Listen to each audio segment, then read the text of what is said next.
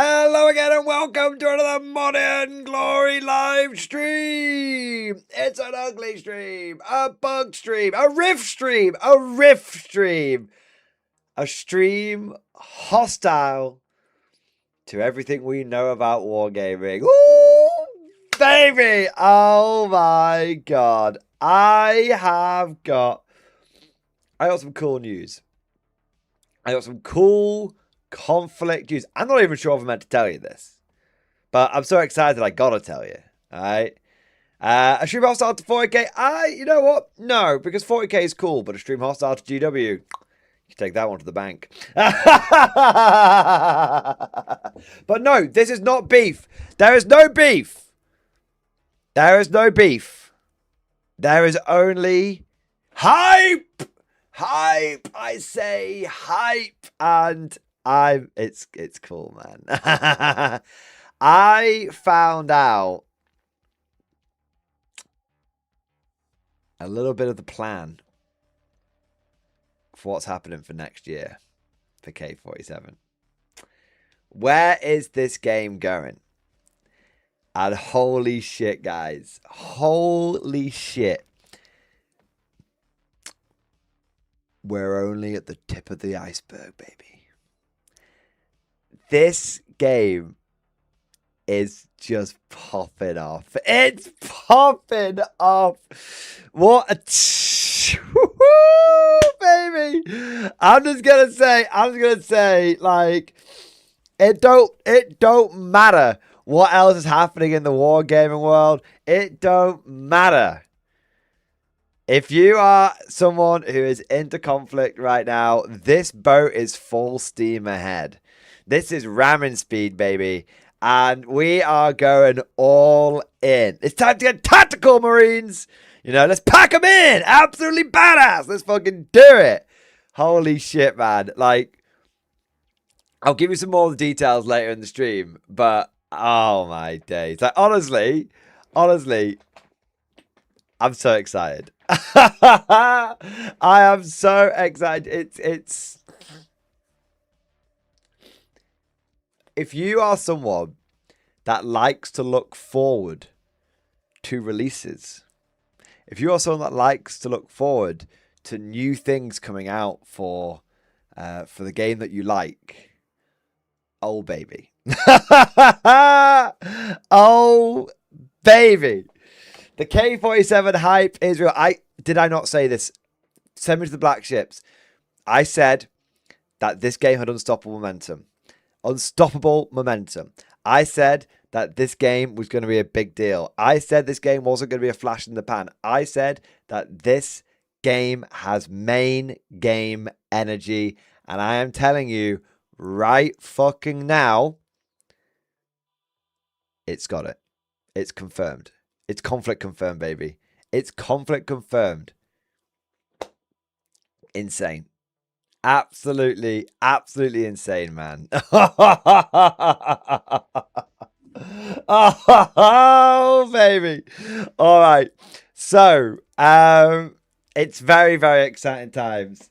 It's very, very, very exciting times. And I just want to say this. You know what? I think Warlord's stepping up to the plate, boys. I think they're stepping up. You know, when you just get like, when there's, you know, when, have you ever worked with a team or ever worked in a company or ever had a job where like it's just going?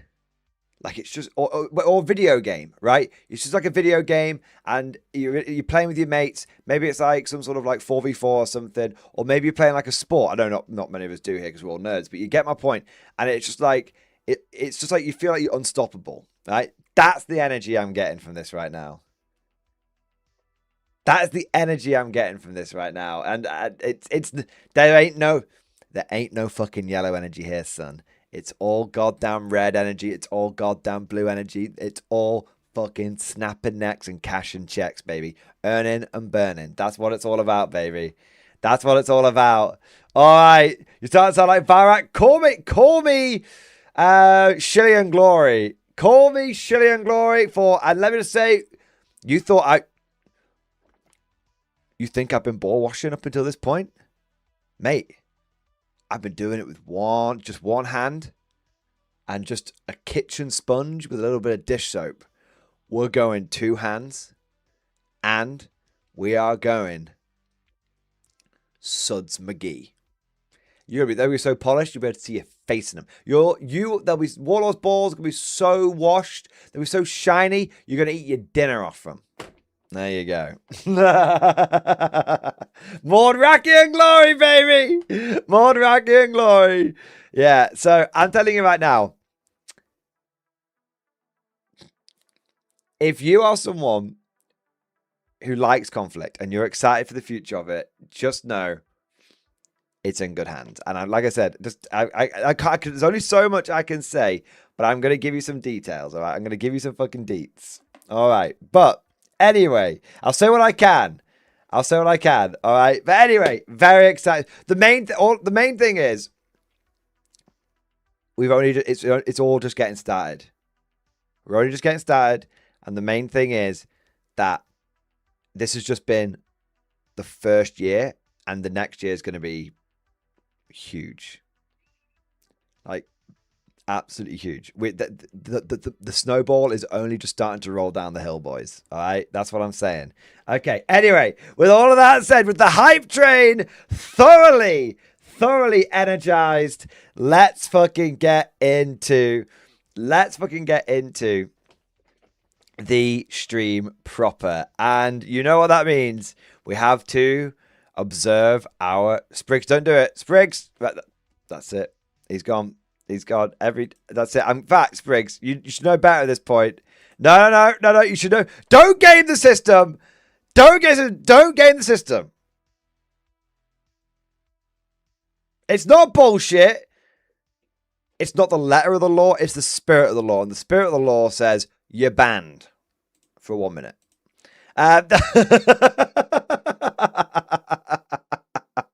This is not a democracy. It's a dictatorship without the tatership. All right, what do we got here? We have got Hexen Gaming, B7, Silent Warrior, Jenny Bratz, Patrick H, the Kirk Bowmeister. We have got Chips Ramirez, Martian Man, Saban Wilson, John O'Neill, Foamy the Third, Random Rich, Spartan. We've also got Macon, Hexen Gaming, and Chris K, and Cool German Dude. And we've got Chris K. That's it.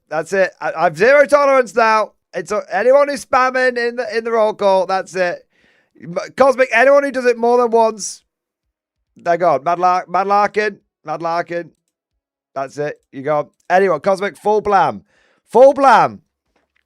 All right. We've got February 3rd, Random Rich, Spartan, Cosmic, Macon, Hexen Gaming. We've got Cool German Dude. They're only banned for a minute, by the way, guys. More of a timeout. We've got Prep Cook Survive.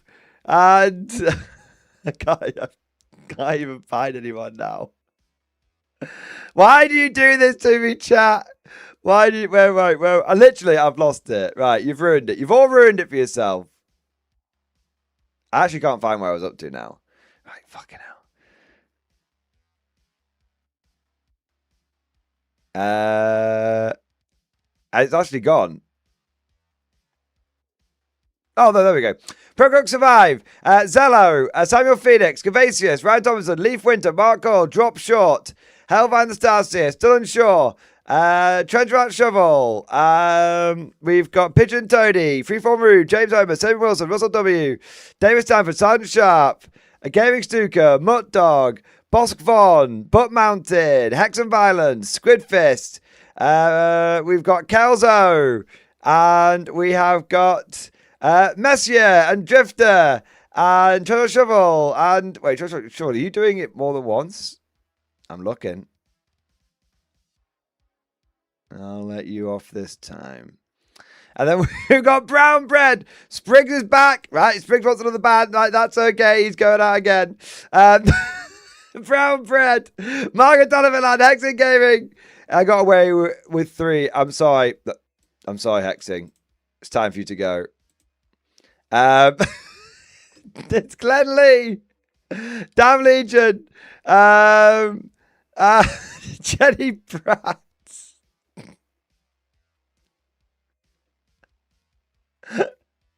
Warforge. Yuli, David. Damn Legion, you've done it twice. That's it. You're gone. There you are. Is it just Blam called out at this point? Old man yells at dice. Strauss Direct, Baldrick. Gunrunner. There we go. Hey! There we are. It's all good, Cosmic. We got him. It's all good. But when I say I ban people, I'm only doing it for 10 seconds. It's literally nothing. It's more for me than anything else. But with all that said, welcome. Thank you so much for all of your support. Thank you for being here. Thank you for for chatting away, enjoying the stream. Big thank you to everyone who's already liked the stream and subscribed to the channel. If you've not done those things, please go ahead and like the stream and please subscribe, especially when we're covering something like Konflikt 47. Although, you know what? I don't need to say that anymore. Konflikt 47 now does just as well on the channel as 40k. And let me tell you, that's not because the 40k content's come down. It's because the Konflikt content keeps on growing. It keeps on rising. So if you want the Konflikt to keep on exploding in popularity and absolutely smashing it, then you know what to do. Smash that like button. It's not even to support it. It's to make it grow even further. It's not even to get it off the ground. We're off the ground, baby. Now we're flying. Keep us flying. There you go. All right. I want to say a big thank you as well to everyone who's got the stream popping up, baby. Coming in with the super chats and the member flexes and the gifted memberships and all of that good stuff. And let's take a moment to go through and show our appreciation for those people who have got the stream started off right.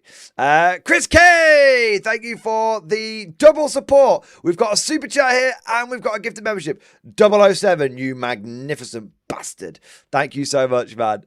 Praise Mordian, hobby update in chat.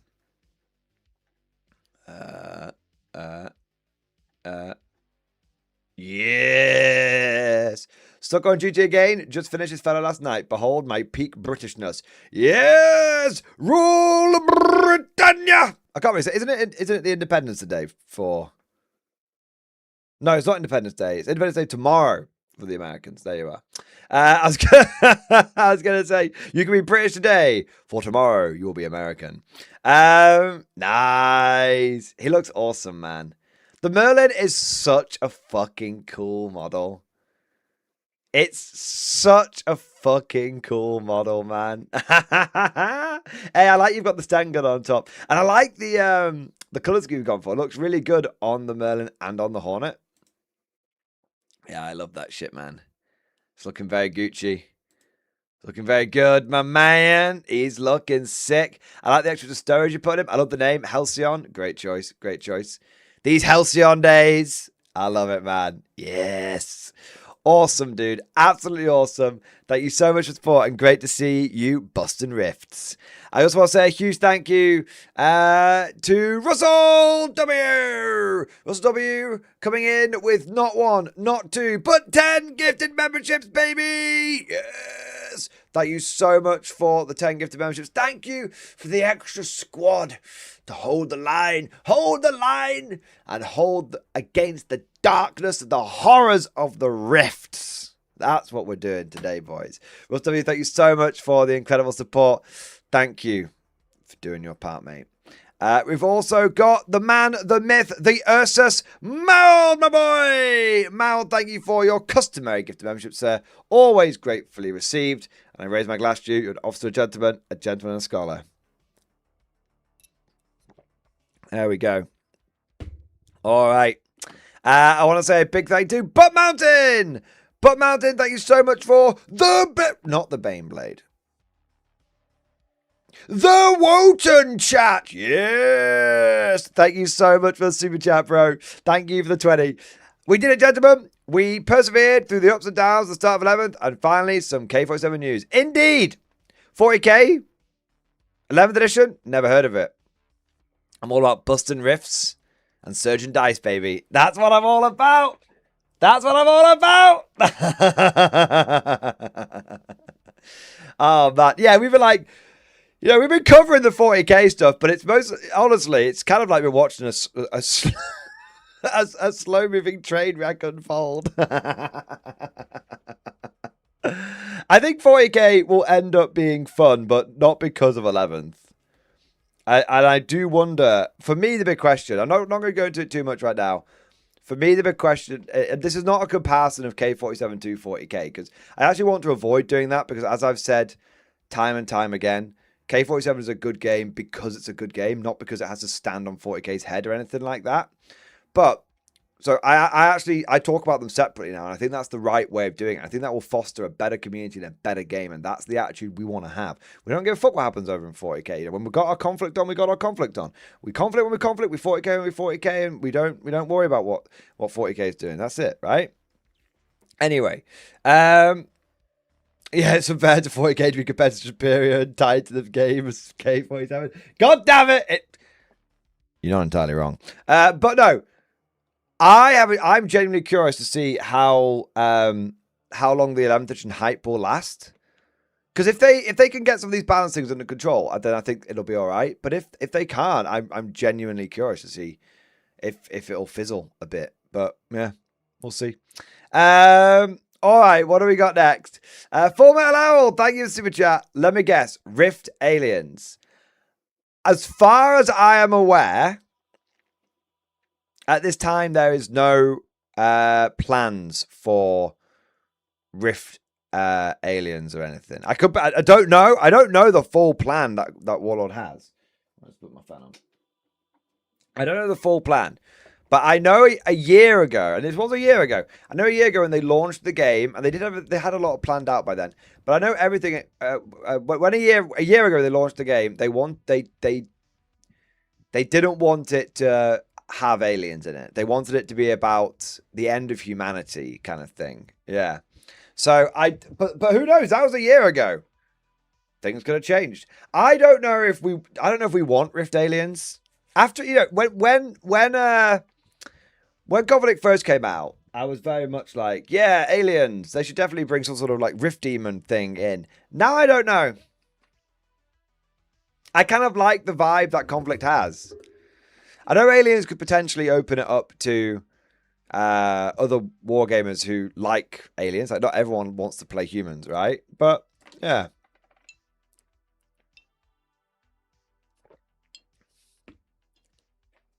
I don't. I want the Rift to be this quiet, malignant growth. Yeah, exactly, right? Like, maybe more like Tiberium rather than aliens. That makes sense? Like, it's something that starts...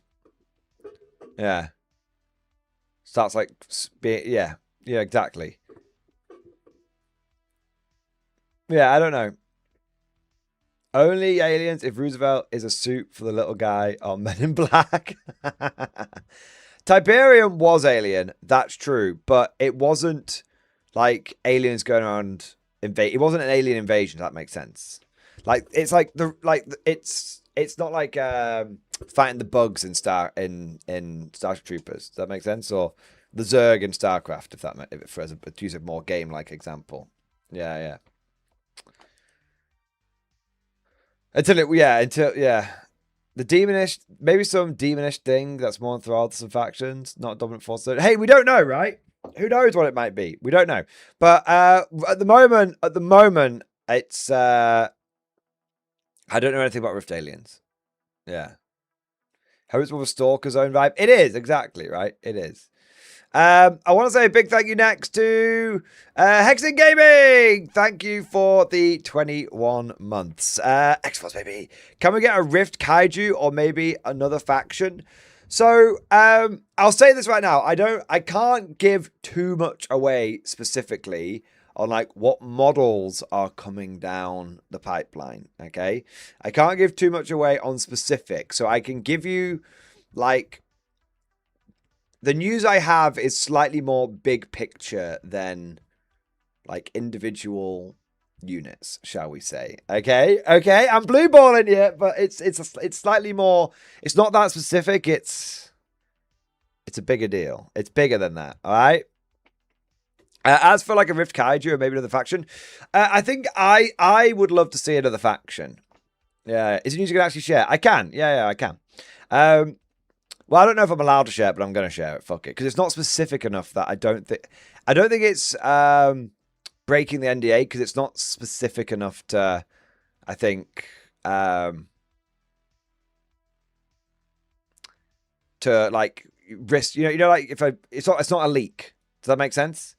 Now, as for new faction, I would love that for new faction. I think the first new faction that probably they should go for is some kind of Italian situation, maybe, or perhaps the French, the rise of the Republic. That could be cool. You could have the return of the Republic or something like that. Yeah. Or South America, something like that. Or maybe Iran. Not Iran, Turkey. Turkey, right? Because Turkey is now controlled by the Axis. So that could be interesting. We haven't got and that would be something unique versus Bolt Action, which doesn't have a Turkish faction. Yeah. Parzans could be cool. To be fair, you could have Rift Finish as well. Yep, you could have Rift Finish. That'd be kind of cool. Yeah. But I'm not sure. So I don't know, but I think it would be cool to see a new faction. Maybe we'll get it in first edition. Maybe Warlord will bring it out at some point. Or maybe we'll get it in the next edition. Who knows? But yeah. China could be big if Japan is focused on this. So apparently, and I don't know, but in some of the brief lore bits that we've had about Japan, apparently they've beaten China in K47. And I don't. Maybe there'll be some holdouts or something. I'm not sure. But with the access to the Rift tech, they managed to overwhelm the Chinese who had no access to any Rift technology. So I don't know if China's even around anymore, which is pretty big. Maybe they'll come back. Who knows?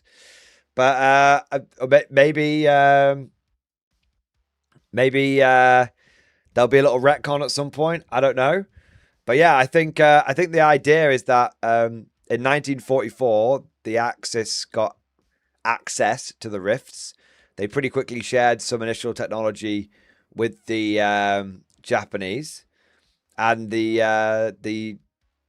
along with then the Japanese also getting access to their own Rift in 1944 with the second nuke that got dropped, but didn't go off. And so China developed all their own Rift tech relatively quickly, and obviously the Chinese couldn't do anything about it. And yeah, what are you going to do if you're a Chinese guy with a bolt rifle and a goddamn Ghost Warrior phases through? You've got nothing. None of your allies can help you because they're all struggling themselves. Yeah. So who knows? Maybe they'll come back, but in a short bit, the short bit of lore we know about China,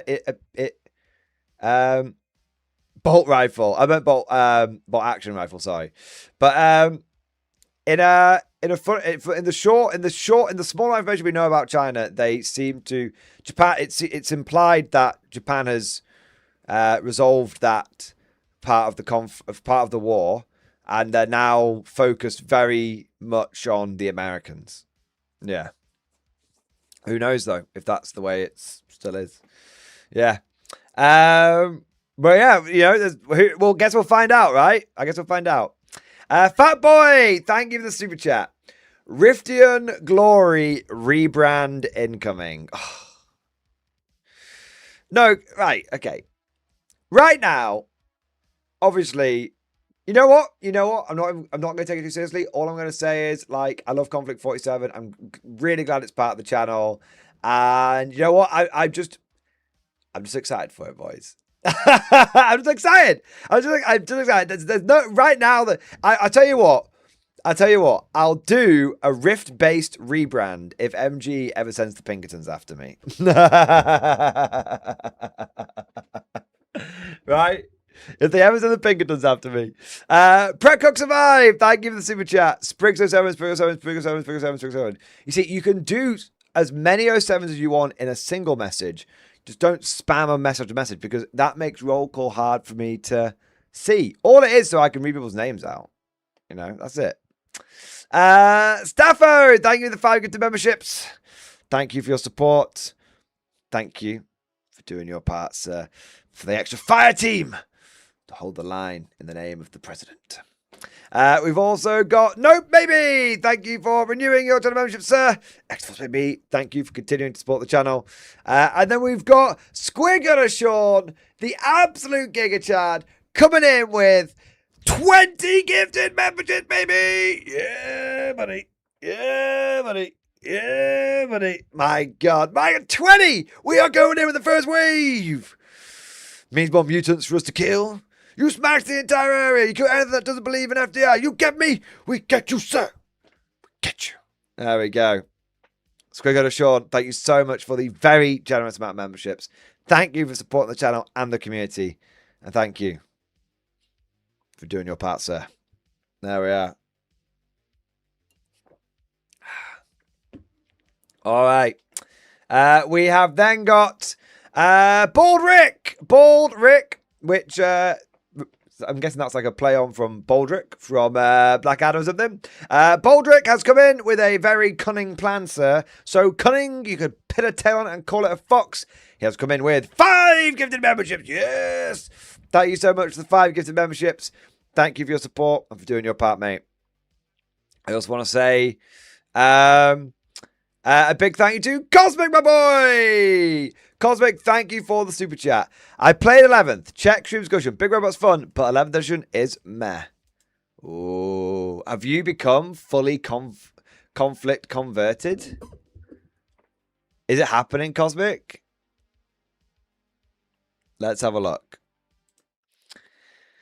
Alright, quick report on my first game of 11th. Imperial Knights versus Chaos Knights. I've learned Chaos Knights Battle Shock is scary and makes me sad. They're going to be one to watch out for. Also, their stupid baby knights are much better than mine. We both did Purge the Foe. I initially had a good start by taking out a couple of small knights and a few big knights. Pretty even exchange. But man, Battle Shock hit me hard and I could not break out of it because of how the rules are. I mean, I cannot use the stratagems I needed. Lasted about turn 4 and my last big knight went down, but it was fun to do some 40k style Battletech. 11th edition, I'm not even going to try full Unga Bunga and spam. All brain power. I'm not even going to try. I'm going to go all Unga Bunga and spam. All brain power is saved for K47. Yeah, dude, so I'm glad that you had fun with the big knights, but yeah, I totally get it, man. The thing is, this Battle Shock thing being sticky, like there's some factions which it just completely fucks over because they just haven't got any way of getting out from underneath it. I am curious to see. So right now, I am very focused on what I think are the problems with the cover rules. Well, the cover rule. But I do wonder if in the long run, maybe the Battle Shock thing will actually become the most hated part of 40k. Because you don't really have... There's a lot of factions which just don't have a way of getting out from it, apart from just rolling the dice. Yeah. So if you just, you know, it's only for a lot of armies, it's only a 6+ as well, which is like, it's actually not super reliable. You're going to pass it. And it's not that we want morale to be low impact, not at all. But it's just the fact that it just doesn't feel fun. I think, you know, let's sort of put it into context. In older editions of Warhammer, if your squad broke, you would have to try and rally at the beginning of each turn, right? So it's kind of similar to that. But the difference was, in old Warhammer, as your squad was sort of breaking off the board, they physically ran off the board. So there was kind of that sort of like tactile nature to it and that immersive nature to it. Like, oh, look, the squad's like broken and they just can't rally. They're just going to keep on fleeing. I can actually see my models like fleeing off the board. That's really cool. That's really immersive. Yeah. You're just like, please rally, you bastards. But it's like, yeah, But you sort of, if they do run off the board, you're like, yeah, okay, like fair enough. Those guys just like shit the bed kind of thing.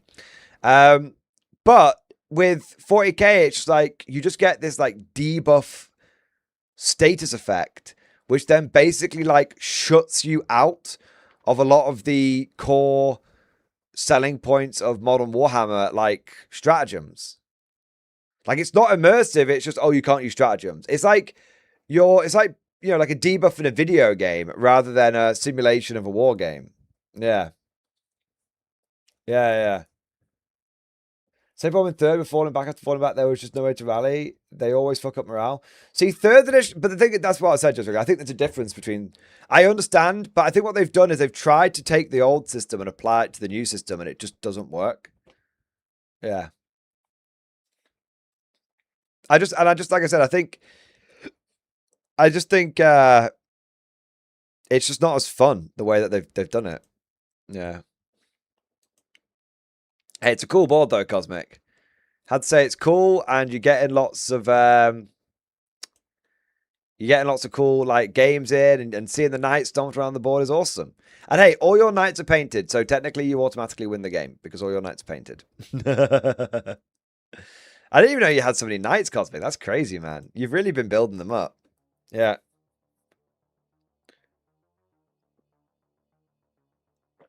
Ken thought, I'd use a system of pin markers that would make it hard on the unit as they stacked up. That would be super fun. Hey.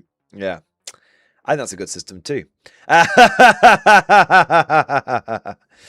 this is what I mean. This is what I was. So again, no beef, no salt. Okay? No beef, no salt.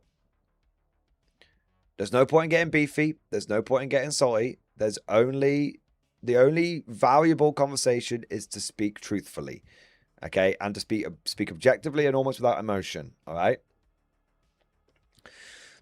What I said about 11th edition, I think every day that goes by, I become more convinced I was correct about it. And the key thing that I said, it wasn't, and this is putting all the nerfs to one side, all the points change to one side, all of the broken rules to one side. Okay? Because all of that can be fixed. All of it. Even if some of the core rules, like I think covered, potentially need to be changed. Yeah. Even that can be fixed. Even Battleshock can be fixed. Okay? So all of it can, you know, all the problems potentially can be fixed. But even if all of those things get fixed, even if all of these things end up being temporary flies in the ointments, the big thing is that 11th edition is very much New Hammer. It's very much in the same vein as 10th edition. And so as a result, even if Games Workshop fix all of the issues that exist within 11th, it fundamentally won't. If you're someone who has moved on from modern Warhammer, it's not going to bring you back in. That's the big thing that I said. Like, if you didn't like 10th, you won't like 11th. Like, if you liked 10th fundamentally, even if you got a bit bored of it by the end, you'll like 11th. If you might like 11th in the long run, but if you didn't like it, there's nothing here that's going to bring you back. And that's what I think we're seeing with Cosmic. Like, Cosmic moved on to K47 at the end of 10th, and he's played a game of 11th. He's like, yeah, it's okay, but I'm just going to stick with Konflikt. And that's fine. There's nothing wrong with that. There's no positives or negatives. That's just someone making a decision in their wargaming life. Yeah. Mad Lark, well, shit, everyone cried Battleshock was worse than 10th. Now it's too strong. GW can't win with Battleshock. It's not Mad Larkin. It's not that it's too strong. And I know what you're saying, right? I know what you're saying, but that's not true. Here's the thing also. Two things can be right at the same time. All right? So Battleshock can be too... Battleshock was meaningless in 10th edition, correct. But just because the new system they've come up with is different, and whether it's more powerful or not is different, doesn't mean the new way they've come up with is better. This is a good way of looking at it, right? Let's say GW releases a box of models full of shit. Like, it's actually just poo, actual fecal matter, and it's dog shit. Okay, they release a product that is actual dog shit, and everyone complains about it. If they then go, okay, well, now we've heard you. Here's our new product. It's a box of cat shit. Yes, it's different shit. Yes, it's different to what they did before, but different doesn't mean it's improved. Does that make sense? So just because they've changed something, it doesn't mean that they've changed it for the better. It doesn't mean that the change that's happened has improved the game. It could have made it worse in a different way.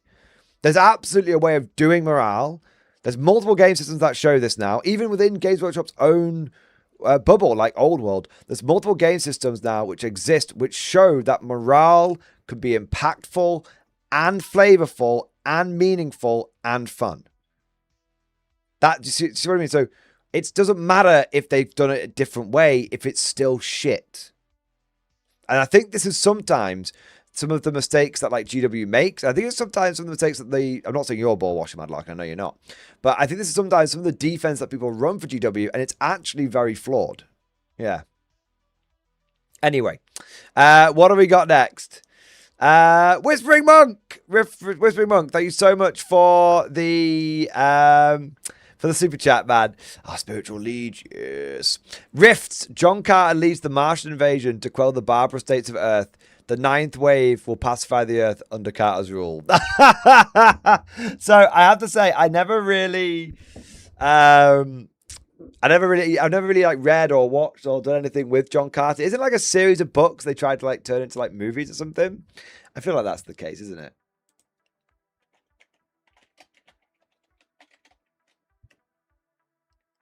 Yeah, I don't know much about it. They did a film, didn't they?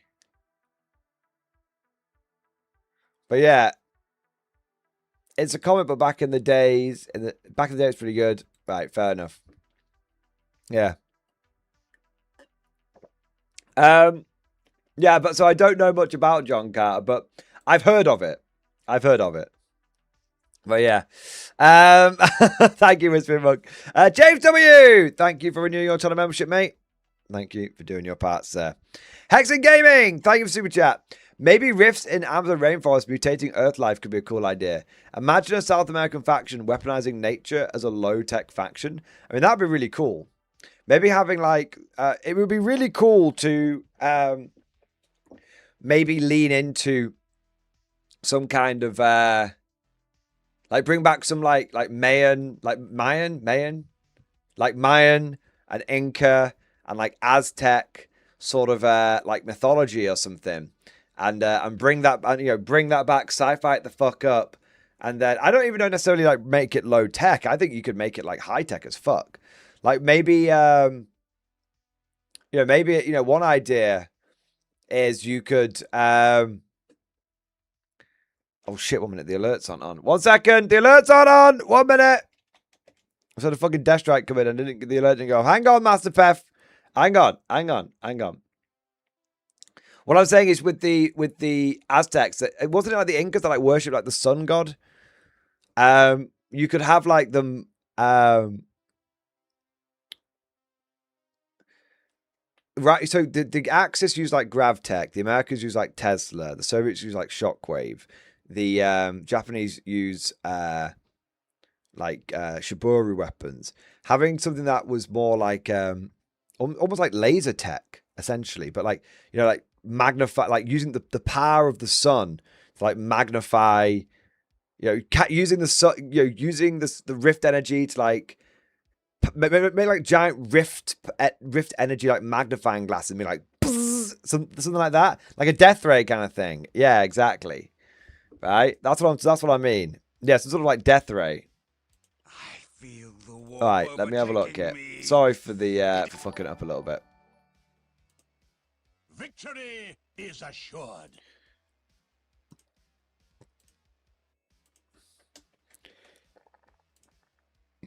All right. 1 minute. Let's try this again. Let's try this again. 1 minute. 1 minute. Hold on. Hold on. Hold on. Hold on. Hold on. Hang on. Hang on.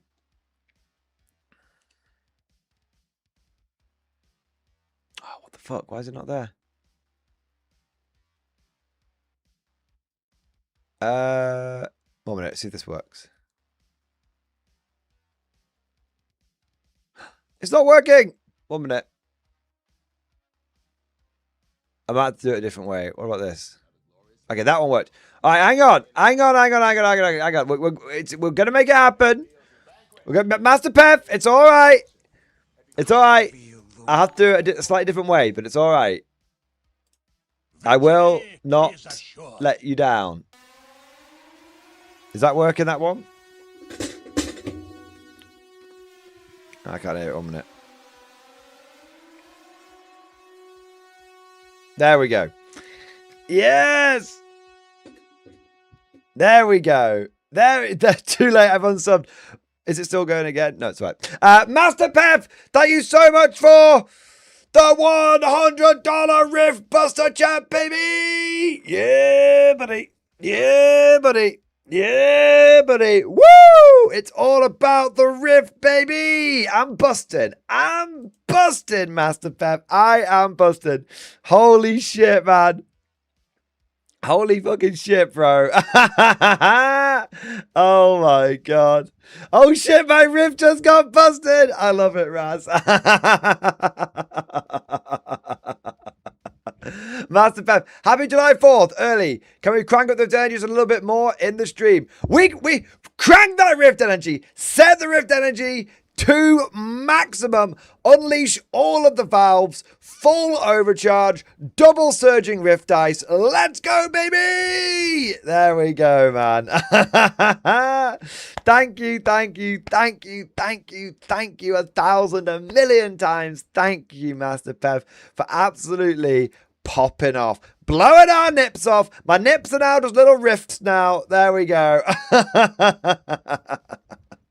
Happy 4th of July, of course, to all of the Americans. I know it's a few hours early, but still, massive, massive, massive thank you to all of my American viewers who support the channel and all that good stuff.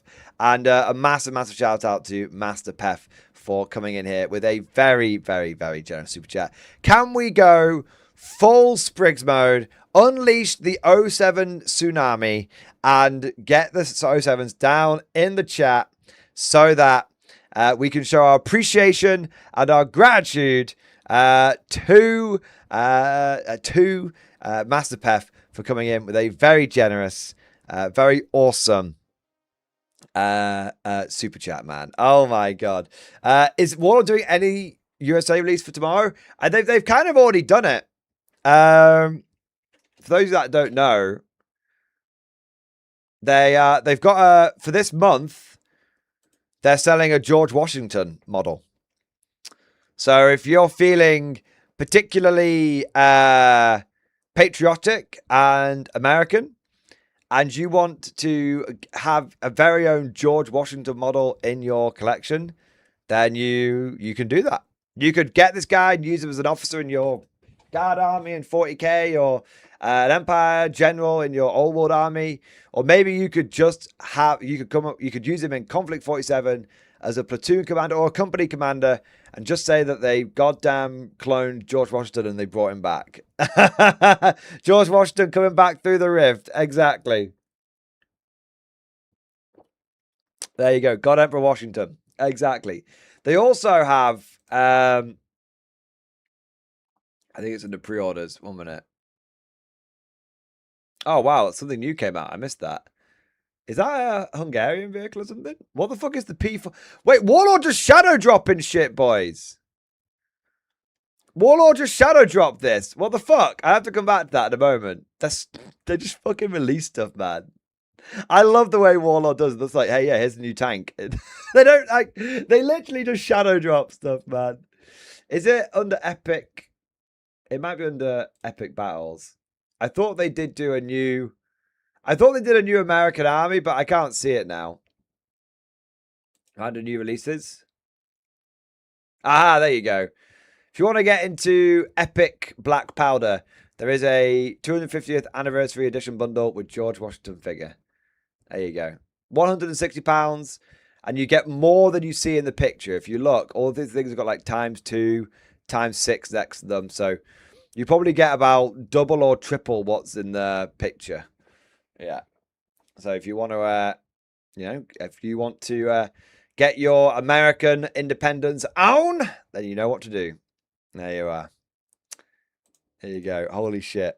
So the newsletter today, awesome. I mean, still a bit of a newsletter. I still think it's a bit of a shadow drop, right? Oh my god. But Master Pef, before I forget, man, once again, a huge thank you for the support. A huge thank you for being an absolute hero. And thank you for your very, very generous super chat, mate. 07, you magnificent bastard. Cool dude. Is he FOMO? Yes, he's available for 1 month only. Warlord do what they call as a Soldier of Fortune thing. Basically, it's the model of the month kind of thing. Yeah. Sometimes they bring them back around Christmas though, but it's the I guess technically you could say it's FOMO, but I don't know if I'd even class it as FOMO. Because, like, I know people might say, oh, Mordian, you're splitting hairs. But, well, it's like, it's £6, you know? It's not really FOMO. It feels more like a nice to have. I feel like FOMO is like if it was 20 quid and they were gouging it. You know what I mean? It doesn't feel like that to me. But maybe I'm being biased. Anyway, what the fuck is this thing? What is a P40? Is it Italian? Aha! Give your Italian forces some real armoured support. The P40 was the pinnacle of Italian armour development and finally gave Italy's tankers a vehicle roughly on par with the ubiquitous Sherman, pairing a 75mm gun with decent armour and mobility. Unfortunately, only a handful had been built by the time of the armistice of Casabiel in September 1943. These vehicles taking part in the defence of Rome. Although late to the party, the P40 was nevertheless a decent tank, and Germany ordered production continued in the RSI after the armistice. The majority of these vehicles would see service in German hands, although production was limited in scope.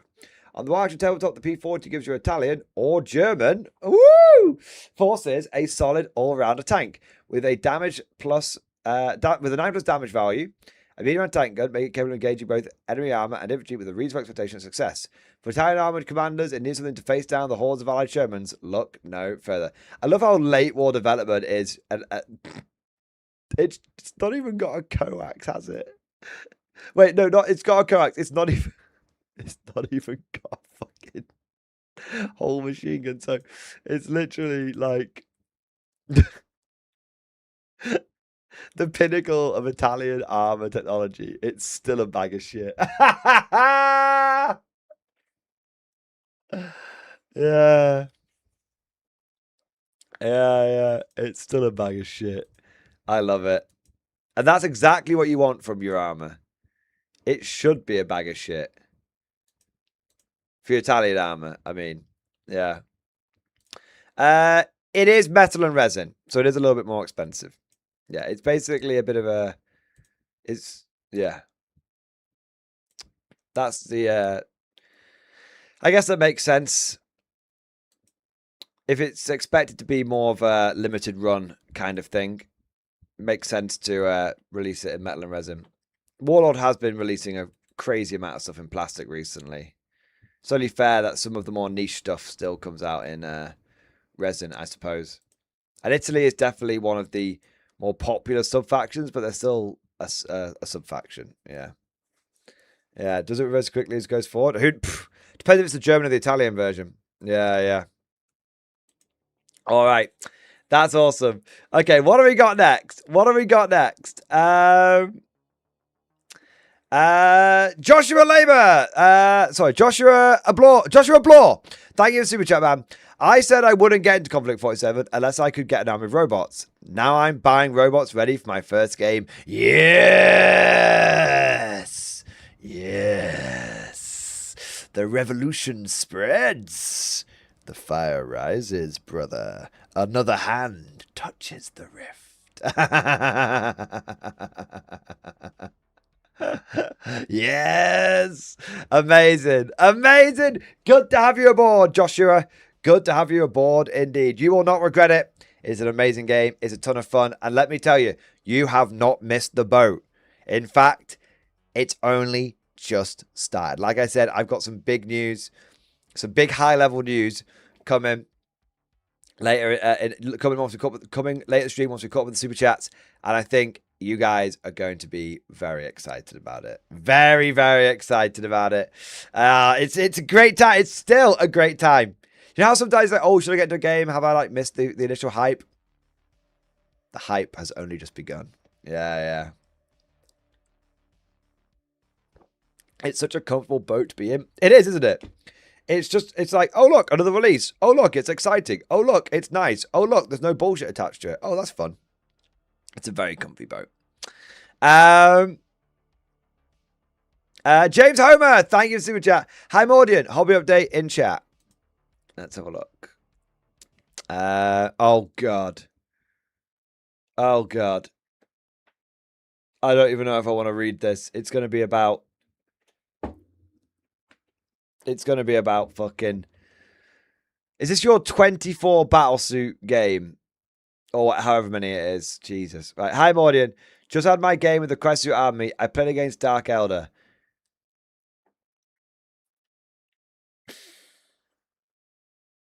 I mean, literally the worst possible matchup I think Dark Elder could have. It was a bloodbath for the Dark Elder. I purged the foe, punishment, opponent, disruption, delaying action. I went first, but other than staging, I lost a cheeky piranha that tried to snipe a Reaver, but whiffed all its shots. Man of the match was between the burst cannon squads and the flamer squads, with retaliation cadre, the two weapons supporting a nice AP-2 most time. The flamer squads are quite clever, because the flamer squads can still spot, can't they? But they don't need guiding themselves. The flamer squads are quite clever. The flamer squad in particular dropped down directly in the open just outside the deployment zone and deleted 3 units. Then a 4th unit in Overwatch. A sacrifice well worth it, as with 10 flamers, the Overwatch kill was a guarantee. Because there's a commander in there with flamers as well, isn't there? Jesus. Jesus, man. Giving me a lot of control. Furthermore, with the Enforcer ability to reduce the AP by 1, it soaked up a lot of damage. Jesus, man. That soaking up the AP by 1 matters so much in 11th as well, because of, you know, cover has changed, right? Basically gives you old cover and new cover. Oh my god. The more I learn about Town 11th, the more broken they are.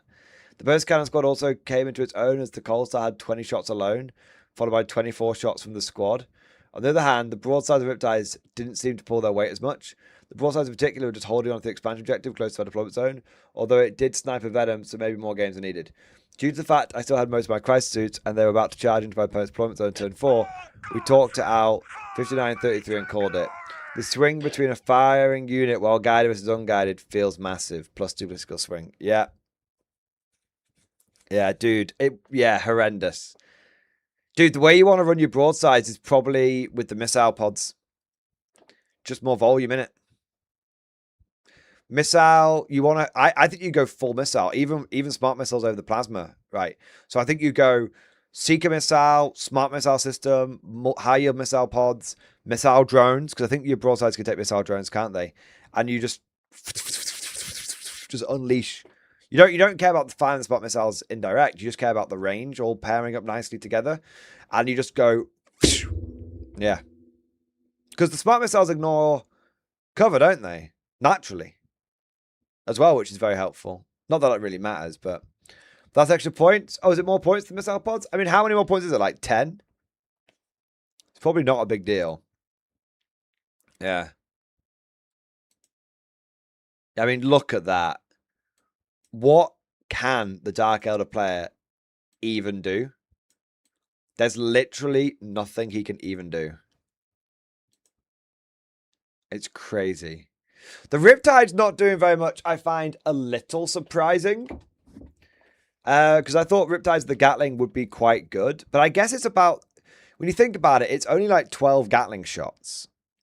So You're getting double that from a crisis suit squad. And more, you're getting more than that. Like, you're getting almost quadruple that crisis suit squad with an enforcer, right? And there's probably not that much point difference between the two of those. So it's not that the Riptides are bad, it's that the crisis suits are just so damn good. I mean, literally, look, the guy has nothing left. Absolutely nothing left. He's utterly cooked. Utterly, utterly, utterly beyond gigafucked cooked. Like, it's not even a game. And don't, James, I'm not blaming you. I'm blaming the 11th edition. It's not even a game. It's literally a case of why did we even bother, like, turning up? Why did we even roll the dice out? Like, literally, we might as well have just. It was like the Battle of. What was it for the Americans? Battle of Camden Fields. This battle's over before it began. Yeah. Literally, dudes utterly fucking tabled. And you didn't even lose half your army. You lost 1, 2, 3, 4, 5. That's a commander, right? So, well, 1, 2, 3, 4, 5, 6, 7, 8, 9, 10, 11, 12. 12 battle suits out of, I mean, you've got max, right? So, including commanders. So, you didn't even lose half your battle suits. Yeah. Ridiculous. This is very, very 7th edition. This is exactly what it was like facing town 7th edition. Exactly. You know, I heard that Phil Kelly is trying to make Warhammer go back to some of the old ways. I heard that, you know, he's an old head. He's been there a long time. He wants to try and get Warhammer, you know, bring some of those old factors back. Yeah, Phil, we didn't mean you should go back to 7th, just FYI. We were thinking a little earlier than that.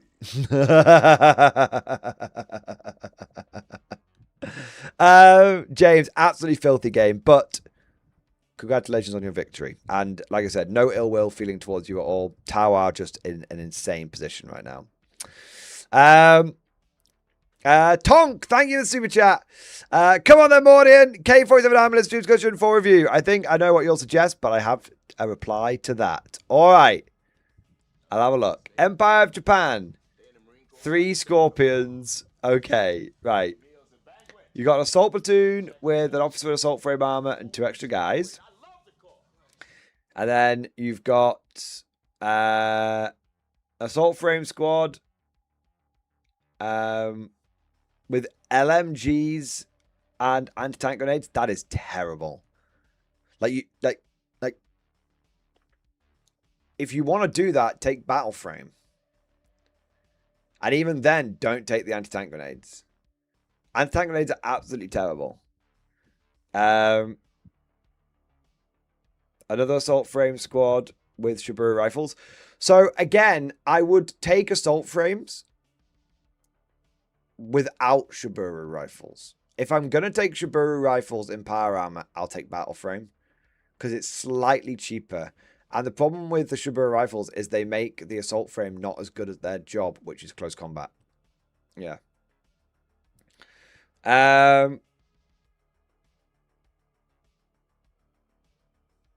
1 assault frame, 2 assault frame. Imperial Japanese Infantry Squad, regular LMG and anti-tank grenades. Again, I wouldn't bother with the LMG or the anti-tank grenades in K47. I wouldn't bother it. Imperial Japanese Squad with the same loadout. Yeah, so I think you're spending a lot of points on stuff that I think is a waste of time. Yeah, I mean, if you work out those upgrades, you could probably just get a Shiburu rifle squad, man, and actually have Rift Dice. Yeah. As for the walkers, you've got the Light Walker. Is the Kehoe the one with the light anti-tank gun? Light Walker, Ghost Attack Squad, Comet Blades, Engineers. You don't need Engineers. You don't need Engineers. So Engineers, you have Fieldcraft, which is better than Engineers. Yeah.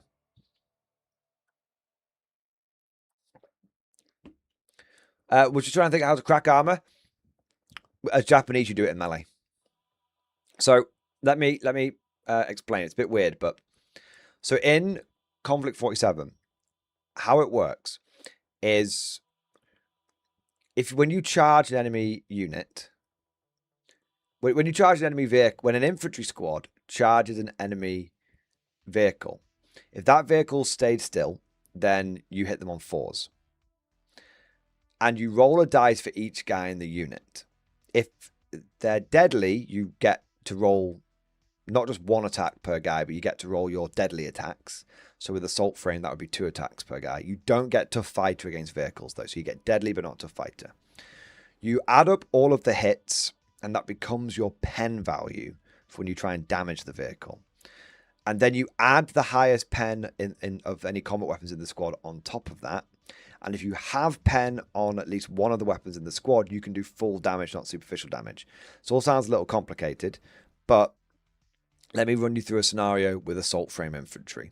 So if you've got a squad of, let's say, like 5 assault frame infantry, bare bones, just SMGs and power blades.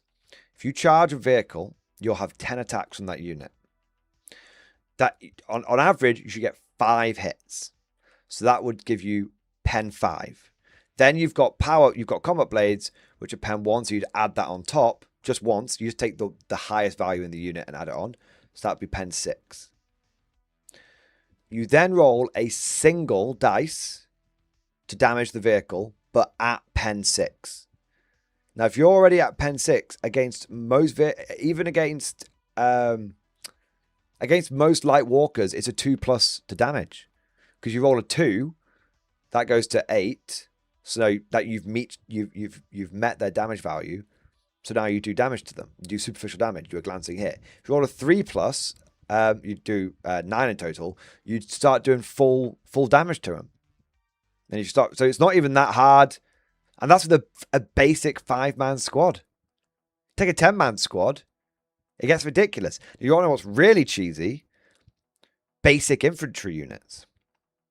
So if you take a 12-man basic Japanese squad, no upgrades, but give them a power sword on the sergeant, a combat blade on the sergeant, right? You would get from that like 120 point unit, you get 12 attacks. On average, you're gonna hit with half, so you get 6 hits. So that'd be pen 6. Then you'd have the sergeant's power sword, so that becomes pen 7 on a basic unit. So you can literally the sergeant goes, Banzai! And like slams his power sword to the top hatch of the tank. Yeah. It's really cool. So the Japanese beat vehicles in combat with power swords. That's the way they do it. The way of the blade. Now, yeah, you do get, the walker might get a chance to do some damage to you, but it's only ever going to kill like 1 or 2 guys. So maybe if they're inexperienced, like conscripts, it might kill 3 of them. But the point is, like, even then, you're still going to get plenty of attacks, plenty of pen on it. And because you're Japanese, all your infantry's fanatics. So it doesn't matter if they fail the first time, they get trying it again the next time. Yeah. Fieldcraft engineers do different things, don't they? Barely, Raspberry. It's only like engineers just helps you. Engineers helps you assault things that are in buildings, and that's not a particularly common occurrence. Yeah. Yeah. So so that's how you beat armor. So all anti-tank grenades do, mate. All anti-tank grenades do is give you the tank hunter rule, which basically means you don't have to pass the leadership to charge a vehicle. But you're fanatic because you're Japanese. You're fanatics across the board anyway. So even if you have to take the leadership test to charge the vehicle, fanatics ignores all like morale modifiers. Ed Scow will probably be able to back me up on this, but you ignore morale modifiers, so you just take it your base leadership anyway. And if you assault frame, that's leadership 10. I'm not even sure they have to take it. Yeah. So what you want to do is basically sack off the AT grenades. If you're going to take assault frame, you take just them bare bones. If you want Shiburu rifles, take battle frame. And with your basic dudes, take them just with a goddamn power sword on the sergeant and go for Banzai. Another way of dealing with armor as a Japanese is to port in from bolt action because it's full cross compatibility. The suicide anti-tank guys, people that run in and blow themselves up, blow the tanks up. They're like how they work is you don't even need to pass the leadership test. You just charge the enemy vehicle. If you make it in base contact with the enemy vehicle, you do an automatic pen 8 hit, and I believe it's on the side that you charged. But even if it's not, it's pen fucking 8, which means if you roll a 1, you always fail. But it basically means a minimum of pen 10 hit because you roll a 2+, right? Yeah, it's fucking crazy. So and you can take 2 of those guys for every like anti-tank slot. So in a basic assault platoon, you can put 2 of them in there. Yeah. So you can get the fucking lunge mine. They do sell the little metal like unique Banzai anti-tank guys. One guy's got like holding some dynamite in front of him. One guy's got like a bomb and a sock or something. But you can actually build them from the plastic Japanese infantry. So if you're thinking of getting some basic blokes anyway, you get the lunge mines. Build some guys with lunge mines, mate. Like literally, even just 2 would be enough. One thing to mention: if you buy the metal assault frame or battle frame guys, some of them come with Shibaru rifles, some of them come with SMGs. This is actually slightly out of date because in the new version of Konflikt, you either have to give them all SMGs or all Shibaru rifles, right? My advice is don't worry about it. Just if you use the assault frame guys, if you from 2 feet away, you can't really tell the difference between the SMGs and the Shibaru rifles. It's not that obvious. And on the assault frame guys with the massive power blades on them. Yeah, right. So, and if you're using the battle frame guys, it's the same situation, but you just say they're all Shibaru rifles and no one cares, right? If you have some of the old Japanese starter army battle frame guys, because there's a slight difference between the old starter ones. They just come with SMGs and LMGs and you'll be fine. If you have some of the new starter army assault frame guys, then just use them as they come. Yeah. You can still give them the anti-tank launcher if you want, but most people, there's like one guy with the anti-tank launcher.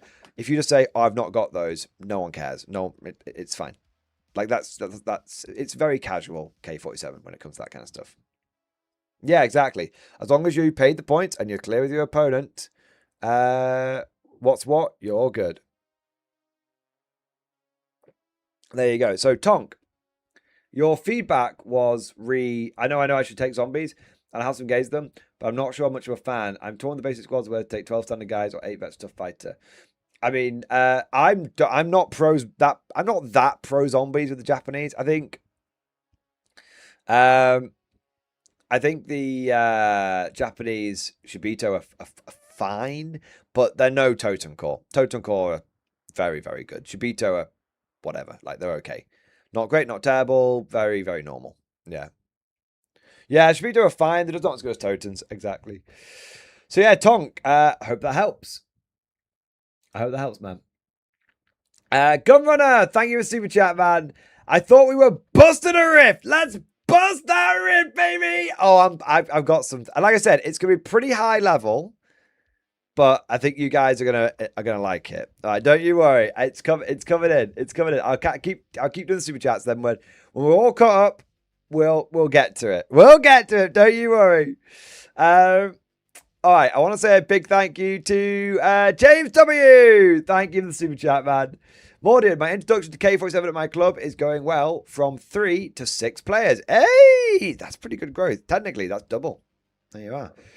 My club is asking for a K47 tournament at the next event. Looking at narrative games, but new to running tournaments. Any suggestions? Okay, so I think for the first tournament, you just keep it very standard issue, just for the first one. Just so that people don't have to they're not getting bamboozled on the day. They're just like, oh, I turn up, I play 3 games of, let's say it's like an RTT, right? I turn up, I play 3 games of K47, I have fun, I know what the gist is, let's go. So what I would recommend is you do, and you do a little rules pack. You have the missions like available beforehand, so people know what to expect, and you just do something simple like, hey, let's do a kill points one. Let's do a key positions one. That's the objectives one. And then maybe you do one of the story missions after that, right? I'm not sure what a good one would be, but you could have that's it. You could do like the one where you one person's got to defend 3 objectives and one person's got to try and take 3 objectives. That's probably what I would do. Yeah, so you got to put them in their deployment zone. So you've got like just a nice kill one to warm everybody up, a nice easy objective one for everyone to that's everyone's familiar with, and then there's a little bit of the old attacker versus defender kind of stuff. And you don't know who's going to be the attacker or defender in the last mission. Both players roll off and the winner picks kind of thing, right? And that way they have to build their list so that they're taking both into account. That's what I would do for the first one, okay? And then after that, I'd start getting spicy with it. But just for the first one, to say, hey, we just be like, I recognize we're all very new to the game. I didn't want to throw like 100 different rules at you. So this is what I've got with the first one. If people like it and they want us to do like some more stuff, after that, we can start getting weird and wacky and wonderful with the missions. But this is the sort of approach we've taken this time, just to keep it simple the first time round. And most people will go, that's awesome. I can just turn up, play some games, chill out, and go home. Yeah, exactly. So there you go. What have we got next? All right. Wind Whistler, thank you for the super chat. 07MG, I sent a variant of your armored infantry that goes full send on twin link autocannons to your email. Would you review, please? I can. That's not a problem. Where are we up to? Okay.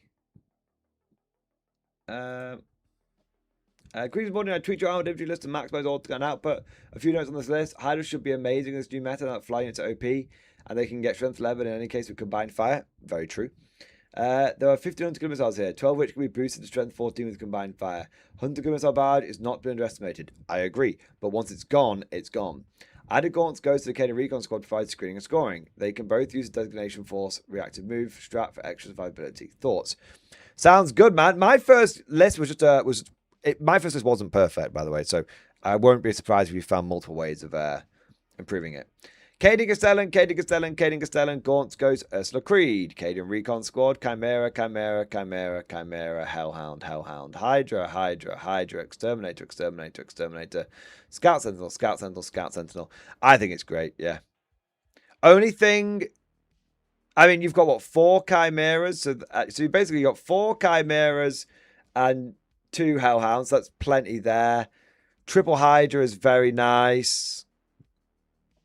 Triple Exterminator, very nice.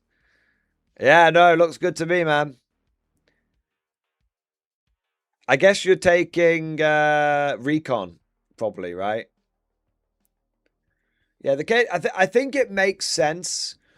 I think it makes a lot of sense to have some infiltrators in the army, because you do want to try and all you want to do is use your infiltrators to essentially like protect yourself. That's it. It's just like I want to use my infiltrators to stop my opponent from being able to infiltrate super far forward and then like charge me all turn 1 and pin me in my deployment zone. That's all you really want them for. And I think, yeah, you've got 2 units that are good at doing that. So yeah, that's fine. Overall, I think it's a good list, mate. No real feedback. Sometimes the best thing I can do is just give 2 thumbs up. And in this case, I think, there you go. 2 thumbs up. Good list. I'd say try it out and report back. Yeah.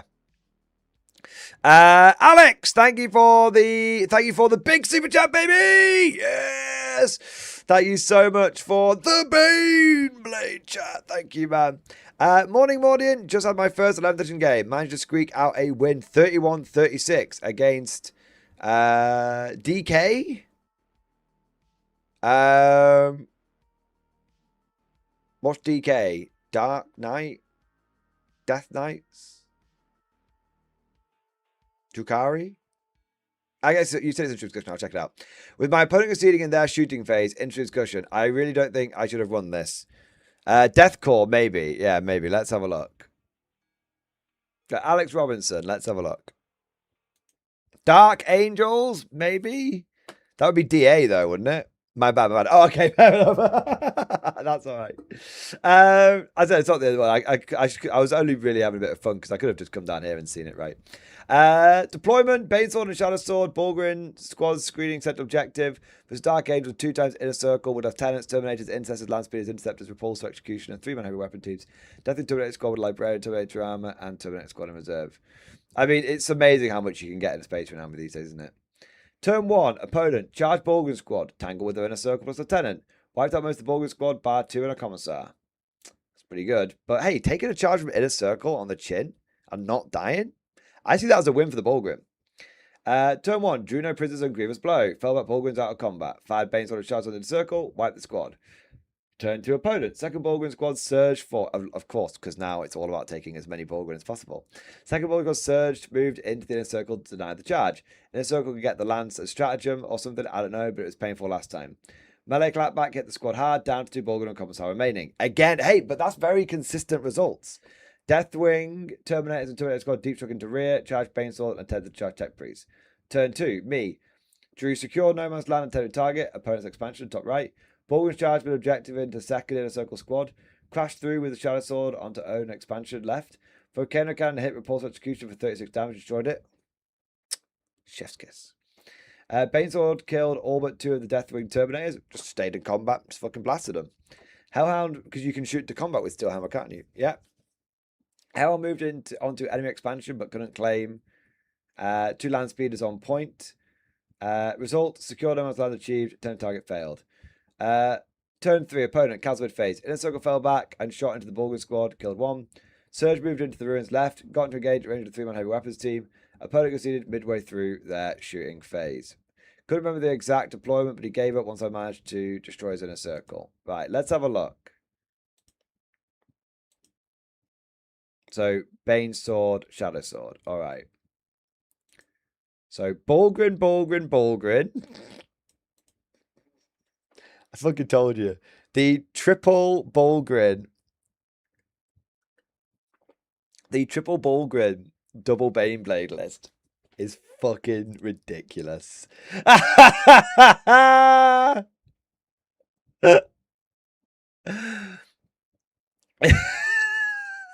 It's just such a stat check. It's glorious.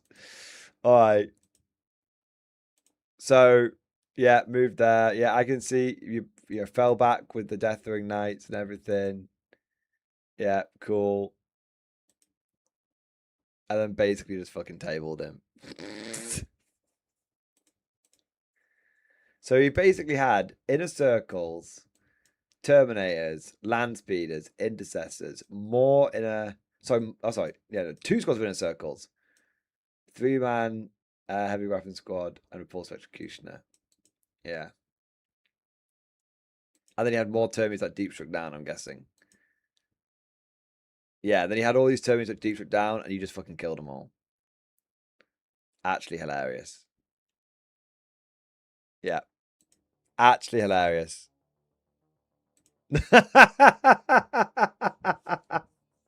Incredible, man. Well done. No, dude, I think you should have won that because your opponent basically got fucking voodooed by the stat check. I love it. Nigel Thornberry, thank you for super chat. 07, sir, hobby update in stream discussion. Let's have a look. Hobby update. Here you go. It's been a hot minute since my last super chat, but TDC has me back for more. Got 3 Sentinels, joined my regiment. I'm trying to make them all unique. Currently have a battle damage one in the works, a broken down one with a pilot performing repairs, and a minesweeper one that I'm going to wrap chains around the feet and paint some blast damage to. I have 1 more Sentinel box. Any ideas for how to make it unique? Well, that's really cool. That's really, really fucking cool. I love the guy doing like repairs and stuff. That one's, you say that one's just like, that's the normal one. Yeah. You could go for like some camo netting or maybe a kill marker, a kill tally. Or the classic, you've done some battle damage on this one, but could you have like, get like the hobby knife or something and just like do some little twizzles and do some like bullet holes going up the front armor plate? Something like that. Yeah. That would be my advice.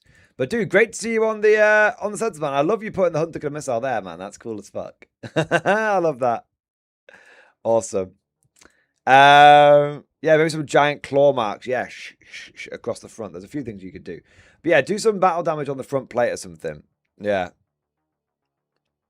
Let's have a look. Merlin, thank you for super chat. Hobby update for Middle Earth and 40k 5th edition in stream discussion. Let's have a look, man.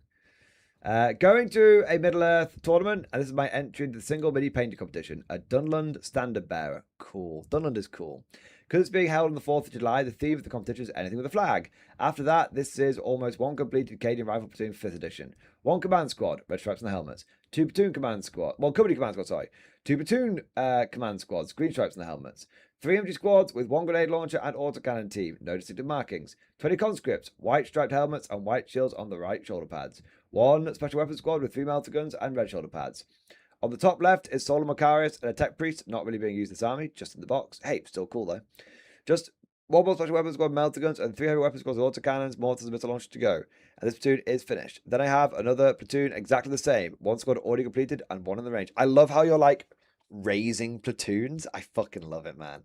But without the conscripts do after this, and a Psycho Battle Squad. So 71, I have 155 models completed so far for my 1500 point army. I'll eventually send better photos of the whole platoon when it's actually finished. It'll look more impressive that way.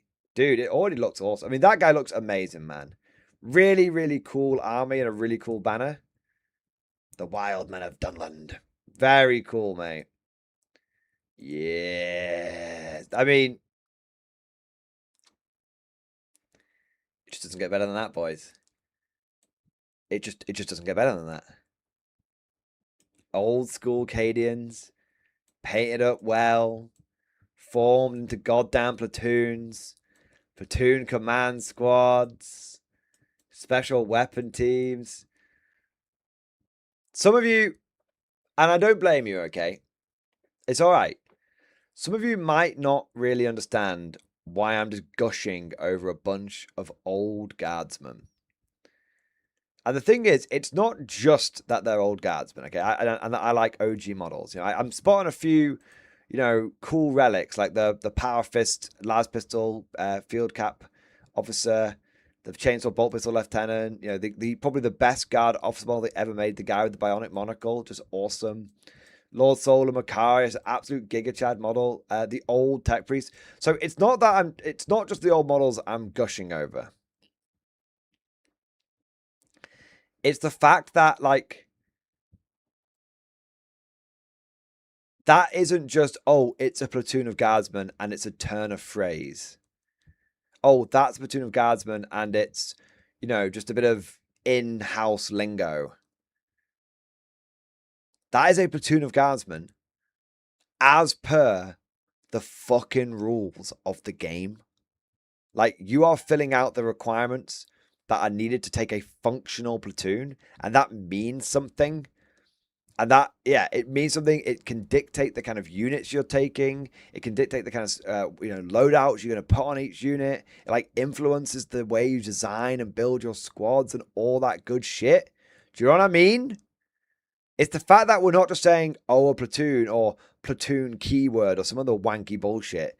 It's the fact that a platoon is a platoon and that means something and it's awesome and it has so many like deep effects on like how you as the wargamer approach the game. It's awesome. That's why I'm gushing over it. And if you've never played with the old system, you won't really understand why it was such a big deal. Yeah. It was so good. The old ways, boys. The old ways. That's the kind of shit that makes me just Just love 40k again and again. Chris K, thank you for the super chat. A tribute to your Warlord games promoting in chat. Let's have a look.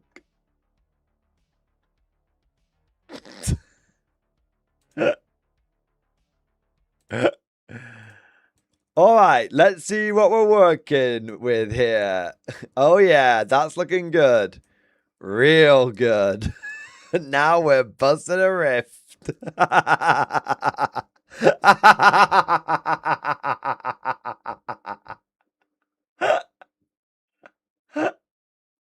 Yeah. No lies detected. 100% scientific accuracy.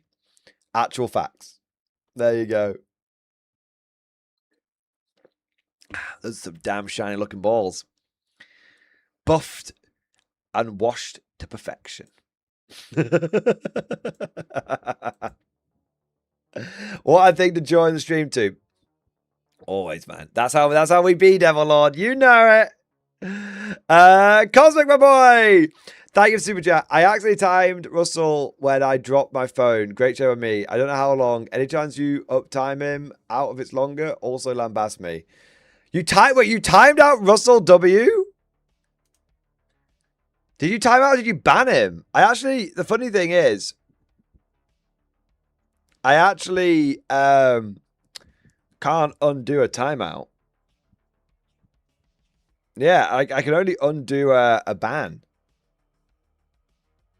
I can't ban my. I wonder how many others did you time out? This is the question. I mean, I have to have a look.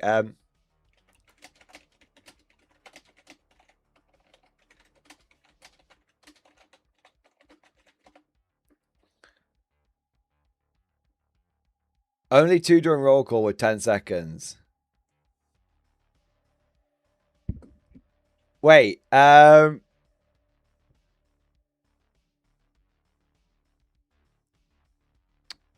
do you see it?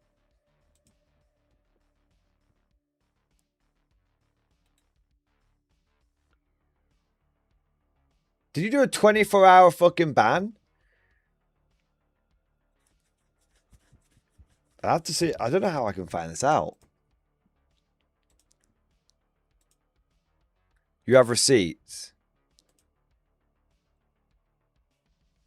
How do you see it, Spriggs? I mean, I can see your channel activity.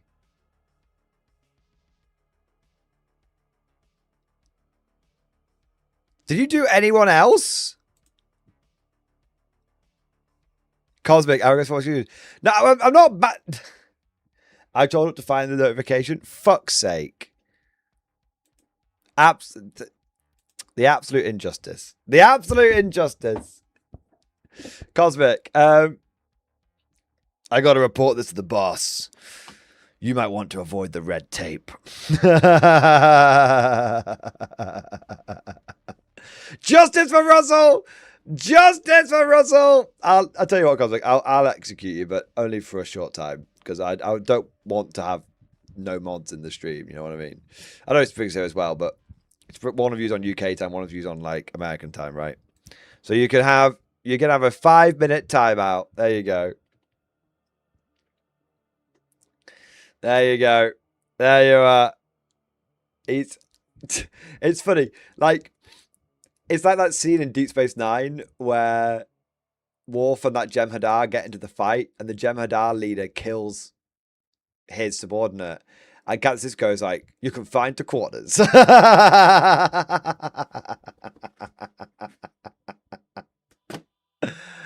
you go. The Red Scout, thank you for super chat. You seen the War Games Atlantic Marcher range? See no one talking about them, but they're fantastic Guile alternatives, even over Ogre alternatives. Dude, they're awesome. Yeah, I'm a big fan. What was it? I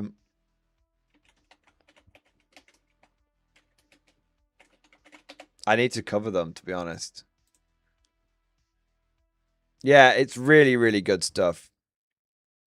So it's the same price as a box of GW infantry, but you get double the models. And yeah, I mean, I think they're excellent. I think they're properly excellent. Yeah. Like they come with you got plasma pistol, you got flamethrower, you got grenade launcher. I wonder if they've got any of the other. I think they're just like, hey, you know what? They're like the old Cadian squads. You just get flame and grenade launcher on these ones. And then I think is it the veterans that you get? Veterans and command. So these ones aren't as good because you only get like 12. It's still a slightly better deal, but you only get like 12 models in the box. But I think you get some do you get some better weapons? You might not even get some better weapons. Oh, you get it looks like a melter gun there.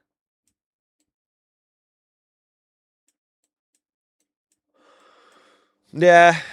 Is it the same sprue as it, but just the way around? Yeah, they're very cool looking, but they're a little limited on options, I guess. Yeah. I guess that would be my only criticism. The hard suits are cool, though. Yeah, the hard suits are very, very good. How many do you get in the hard suits? Shit, wrong one. You get an extra one. Although GW is probably charging a lot more than £32.50 these days, aren't they? Yeah. Yeah. I think that's a bit more like K47. It's kind of half and half. Because these definitely don't work for K47. Because they're just too big. Yeah, they're too big for the American power armor, right? And then if you go over to the if you go over to this is very much a guard command squad, right? It's got flags and medics and shit. So this is very much a guard command squad. The infantry here are a bit more K47, a little bit more, right? But even then, you know, you don't get grenade launchers or plasma pistols in K47, right? But there are, you know, you could definitely use these as a squad of US infantry and put a flamethrower in there if you wanted to. Yeah. So you could make it work for sure. I know, but I think they fit the vibe of Guardsmen a lot better. Yeah. I think they fit the vibe of Guardsmen a lot better. Yeah. For sure. Even like if you look at the rifles, we've even got like laser bits on the rifles. You can see it on the box a bit better, maybe. Yeah, maybe you can see it there. Yeah. So they are decent for K47, but I think they're probably slightly better for counts as 40k. Yeah.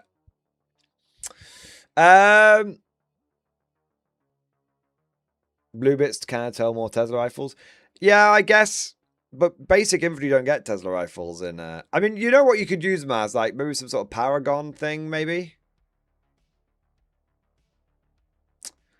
Or you could buy them and do a head swap for British helmets and use them to represent British Grenadiers. You've got some options, yeah. Yeah. All right, what have we got here? But they are good models either way. Ice Planet Zebra. Thank you very much for. I'm just good. Is it? I think you just renewed your membership, didn't you? I say just. It's still very important. Ice Planet Zebra. Thank you for renewing your channel membership, baby. Yes. Thank you so much for the support, mate. Thank you for doing your part. Wait, Russell W. Oh, it was a tip. Wait, Russell. Wait. Russell W, did you just tip a dash strike? Oh, is it because he can't? Oh, it's because he can't join the stream. Good, you dog! Your victory! I was like, why did he use the tipping link? The ghost of Russell returns. Yes, yes, praise be. He's like he's with us right now. He got dead strike, so he's sending one back.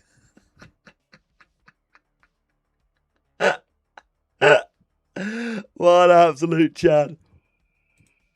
Fucking hell, sorry, I don't mean to yawn in the face of a death strike. Sorry, I just got hit by a little wave of tiredness. Unfathomably based, Russell W. Indeed. Let's give him a proper thank you. It's popping up, baby! Yeah, buddy. Yeah, buddy.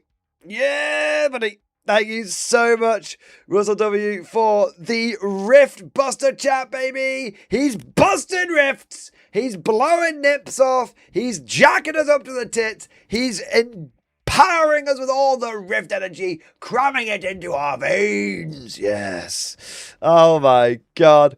Thank everyone in chat. Spamo7, full Sprigs mode. Let's show. He's super Russell W.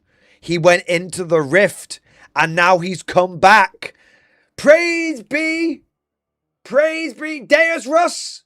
Deus Russ. There we go. There we are.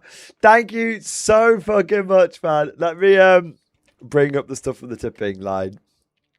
Thank you for the incredible support. Thank you for being an absolute fucking hero. Being an absolute fucking Giga Chad. Thank you for being super Russell W.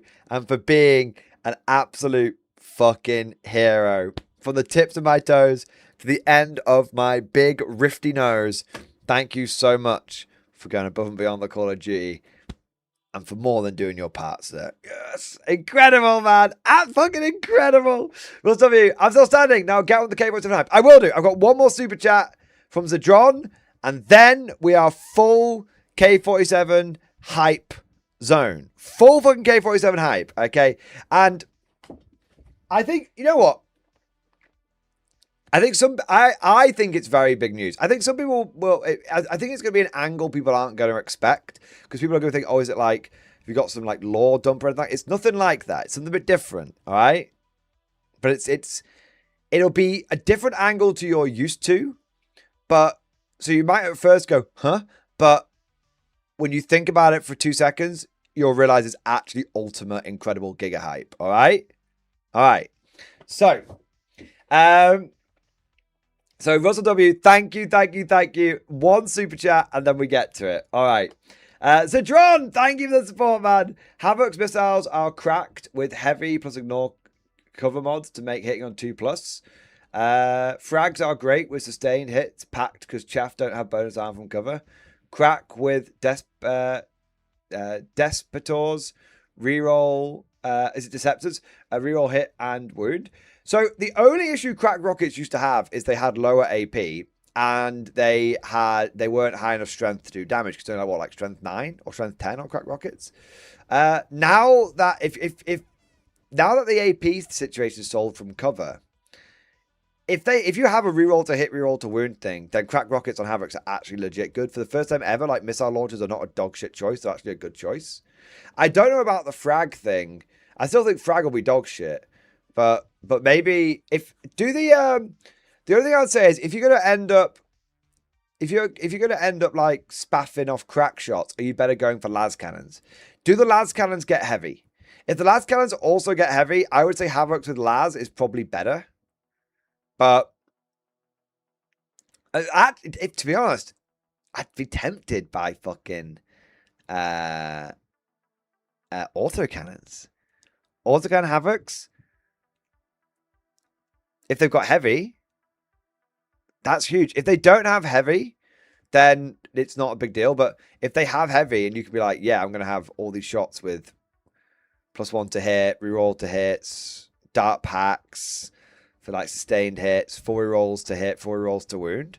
Holy shit, man. With that AP -1 now actually mattering. Yeah. However you slice it to John, Havoc's like actually amazing. Yeah, they're actually really good. So, John, yeah, but 25-man Garblob screams and Terrorist is 46 plus blast times 4. Yes, John, but no one's taking Garblobs anymore because they're terrible. So, hypothetically, you are correct. But you will never, under the current point system, you will never see a guard blob. Like, you just won't. That's how bad they are. Yeah. So, I would say orc blobs then.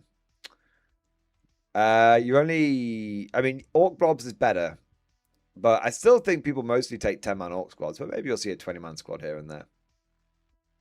Yeah. Maybe. But yeah, I don't think you'll see as many hordes, but I still think that the crack rockets themselves are good enough that having the frag missiles is like all right. And if you can get some way of getting extra AP on the frag, then you're Gucci. Yeah, yeah. All right. All right. All right. I'm getting all sweaty. It's excited.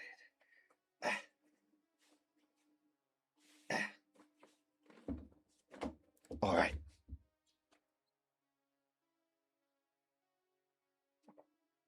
Are you guys ready?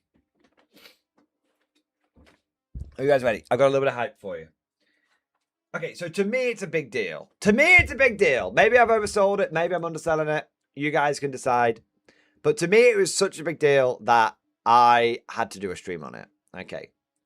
Let me just check something here.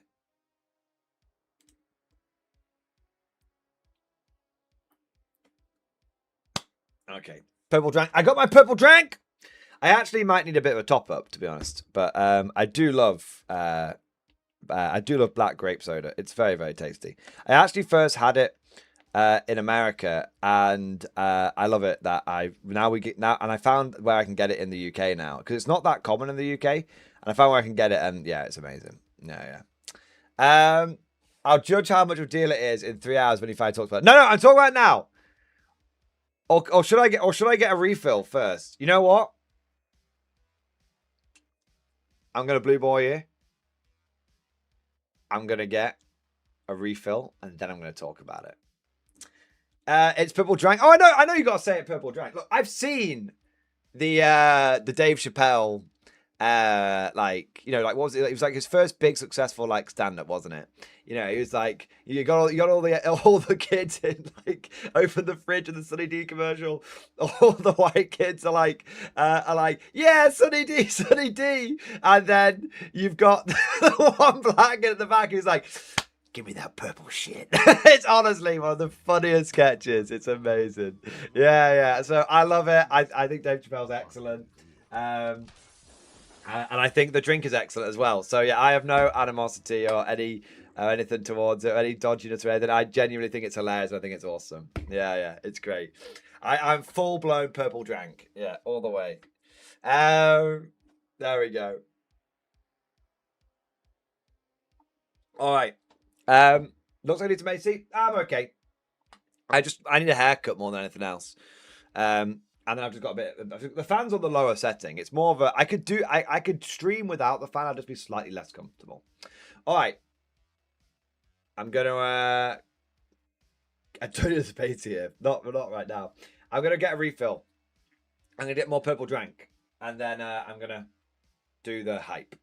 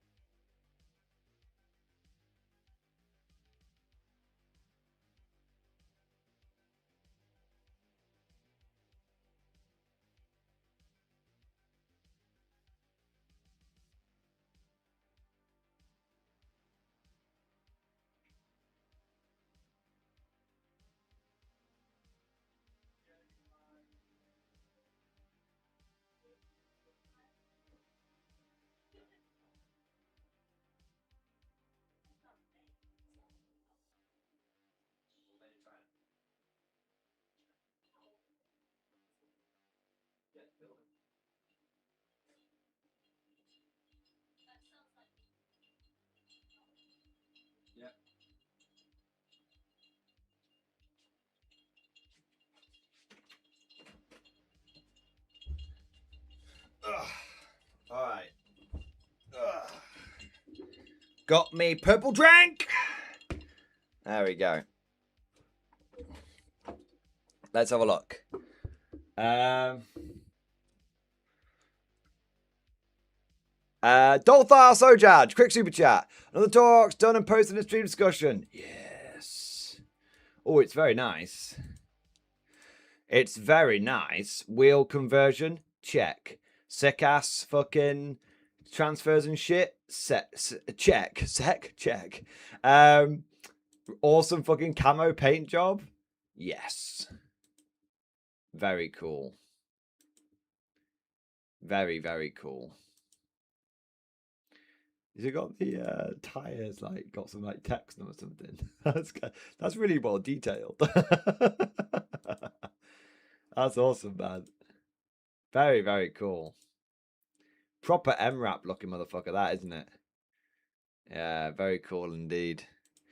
Very, very, very cool. Yeah, that looks really good. Hey! Yes, it looks most excellent indeed. I have to say, MRAP Torox always looks good. Oh,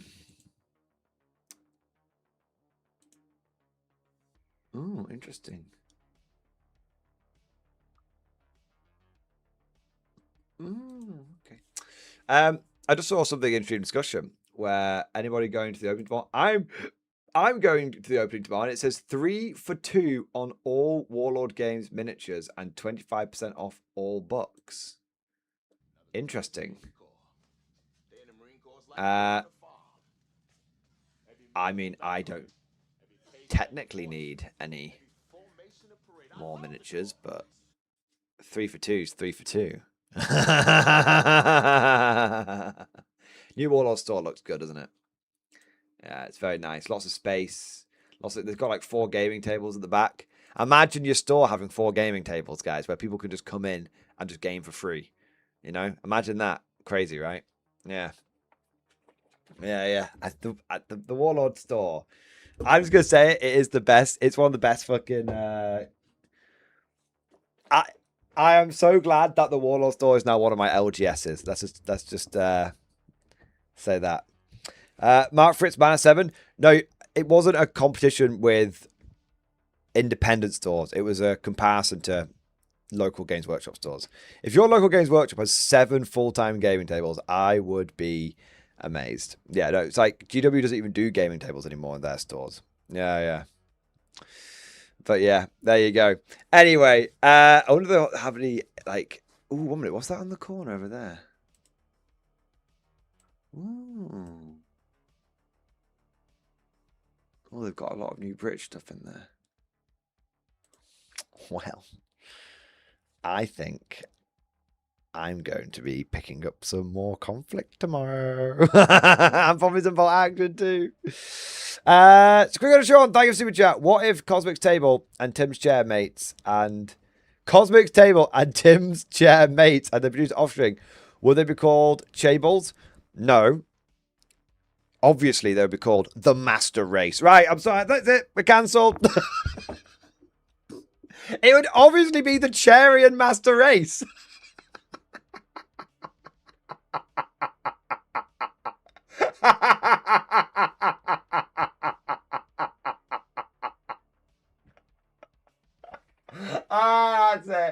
That's it. That's it. We're cancelled. That's it. We're cancelled. It's been a good run. I'll see you all on Rumble. I'll see you all on Kick. There you go. It's been a good run, boys. It's been a good run. There you are. We finally reached the point where we can't stream on Twitch. We can't stream on YouTube anymore. We've moved on. There you go. Oh crap, the feds are already at my house. It's been a good run. There you go. It was, look, right. sometimes you got to. Sometimes even if you know it might get you in trouble, you've got to tell the joke because it's too good to miss. There you are. Anyway, the purple dragon's taken over. It's true. All right. All right. Anyway, do you guys want the hype or not? I bet my last bit of hype before GW comes to me. So it's not going to be a bit or anything like that because well, I don't know if it's worth doing a bit on it. Buzz my rift. It's probably going to take like 5 minutes to go through it, if even that. But we could have a bit of a discussion on it. But we'll go for some hype. Okay. Actually, you know what? I will maybe do a little bit on it. But if it ends up just not being worth it, then that's fine. But let's see.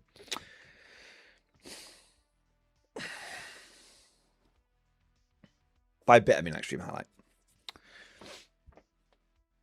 Gentlemen, ladies, small furry creatures of the rift.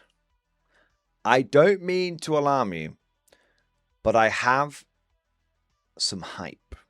Some K47 hype, baby! Now, if you've been in the live stream, you've been waiting for like 2 hours for me to get to this. But I'm sorry, it's been a busy stream. But finally, we are here, and I hope that it is going to be worth it. Now, this is going to be slightly different hype. Because normally when I sort of do some hype around K47, it's about like some new lore that I've found out about, or some like new like rules or like models that are coming. But this is it's a little bit different. It's not so specific like that. We're not talking about like, I've seen some new rules like the Japanese mech or something. It's not so specific like that. It's more of a high level thing. It's like a meta level hype. Okay. It's an indication of the health of Konflikt 47 and where this game is going in the future. As in, not like specifically like a lore direction, but where the health of the game, where it's going from strength to strength. Okay. So let me just set the scene. Okay. Let me just set the scene. Konflikt 47 has been out at time of doing this for basically 1 year. It's not even been that long. It's been announced. It's been sort of announced about a year ago, but it's only been about 9 months in terms of like being able to like get the new models and play the new edition and all that kind of stuff. So it's been a relatively short time. And if we just take a moment and just think about where the game was when it first launched and where the game is now, we've got a lot of reasons to be very excited. We've gone from having all the models basically being metal and resin to now we've got quite a lot of like plastic models. People can now get entirely new plastic armies. Combine this with the amount of plastic stuff that Warlord's been doing for bolt action, which obviously is fully cross-compatible for K47. And it's crazy to think, as someone who's been with Warlord games for a long time, who's been been playing their games for a long time, I should say, it's crazy to think like we're now in the era where like it's just you can go full plastic Warlord. Like previously, it was like only really the infantry and some of the tanks were plastic, and now we're basically in the era of full plastic Warlord, which is awesome, right? And then we've also had like the first lore book coming out. As well for like Festering Europa. We've got the second one on the way for Invasion America. It's going from strength to strength to strength.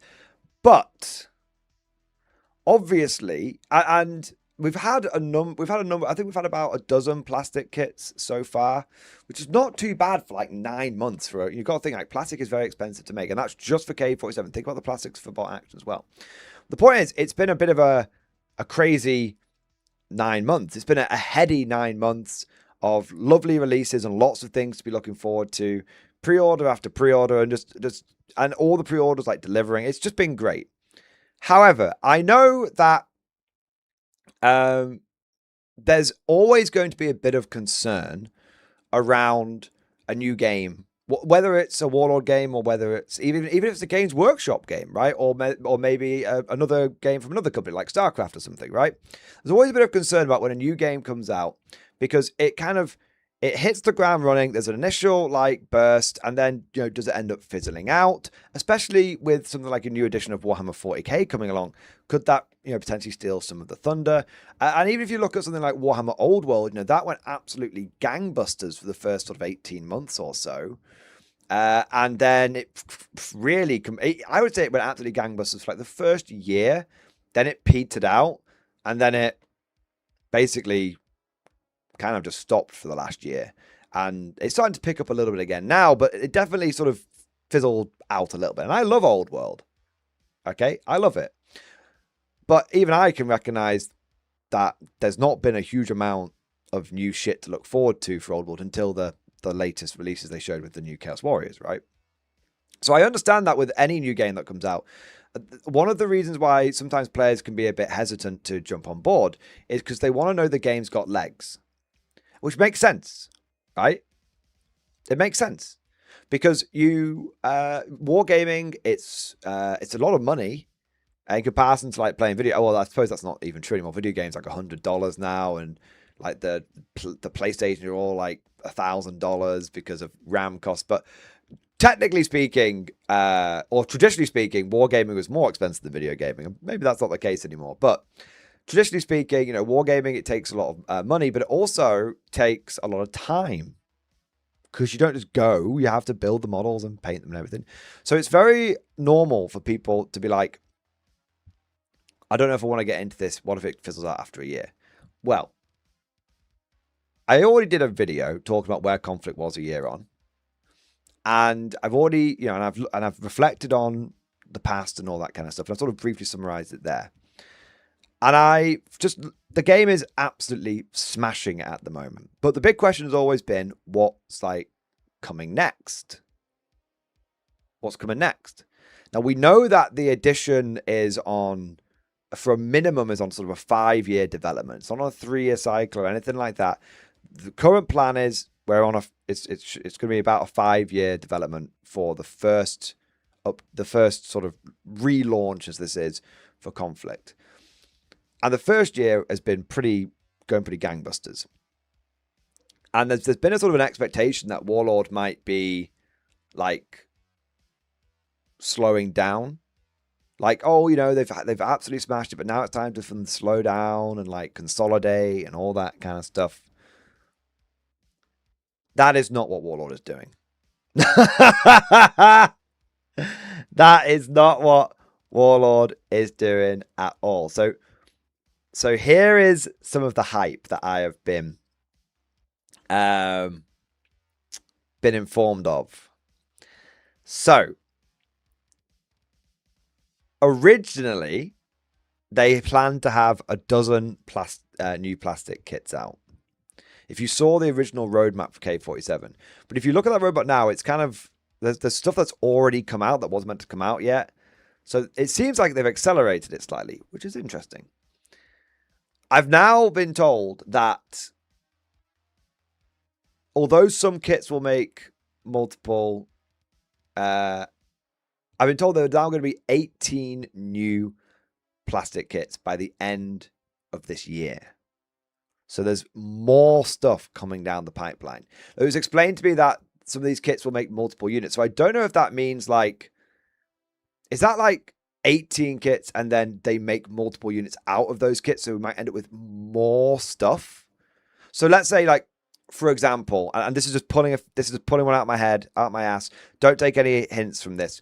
But let's say like you've got something like the American Grizzly, which you've got the fundamental chassis of the Jackal, right? You've got the fundamental chassis, and then basically you put different guns on it, and you get either the Grizzly or the Bruin or the Kodiak. But it's the same chassis. But right now those are all sold separately. Well, I don't know if this means that what Warlord's doing, like, it's 18, but then if one of those kits makes like 3 units, then actually that would like up the new unit count to like 20, for example. Or if it means like there's 18 new kits, but some of them, if one of them makes 3, then technically it's like 60 new kits. I'm not sure either way how it's working.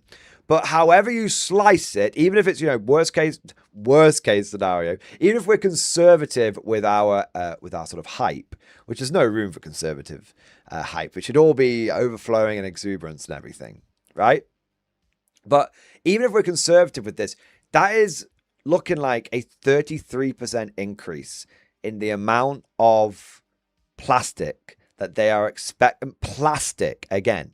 Warlord is now going full plastic all the way. They promise plastics.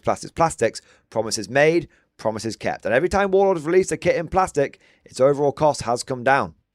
Think about the Totem Core.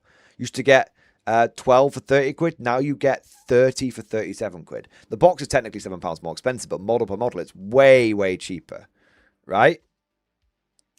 Even if it's 9, each kit can make 2, that's still mental. Exactly, right?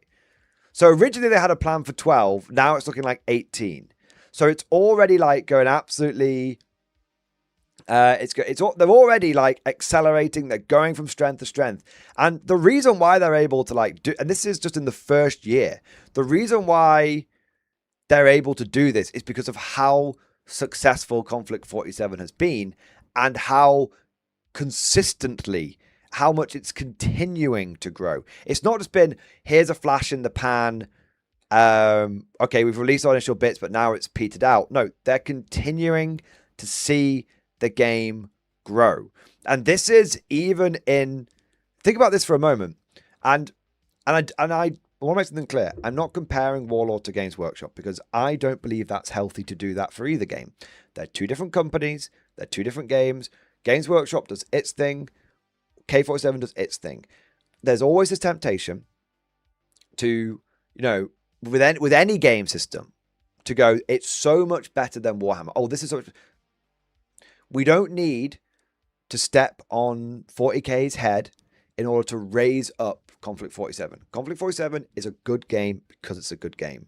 And I have no doubt, even though 11th edition has launched in a, shall we say, tumultuous state, I have no doubt that Games Workshop will fix it. Okay, I'm generally on the GW will, even if it's a bit of an alpha test now, they will quickly patch, and it'll be fine. Okay, so let's not get bogged down into that.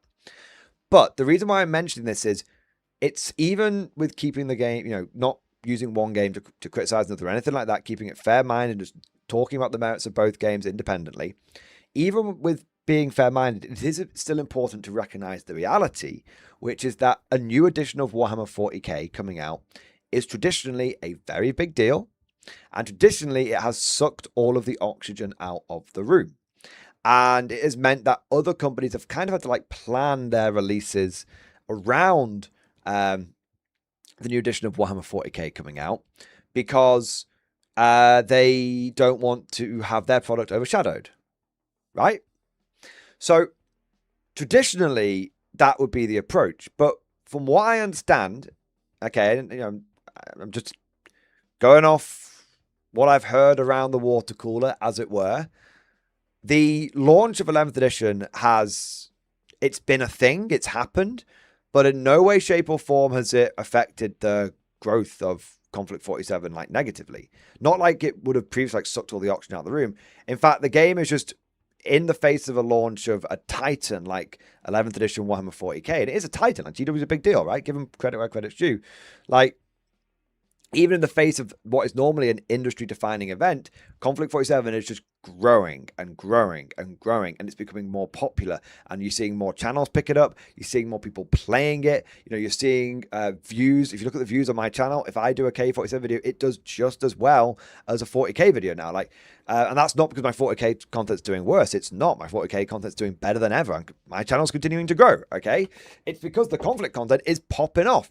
Now, sometimes it takes the Konflikt content 40k videos tend to burn bright and then die, but Konflikt videos tend to sort of just continuously, very steadily grow until they end up sort of matching. So it takes a little bit longer, but it's the slow, it's slow and steady wins the race kind of thing.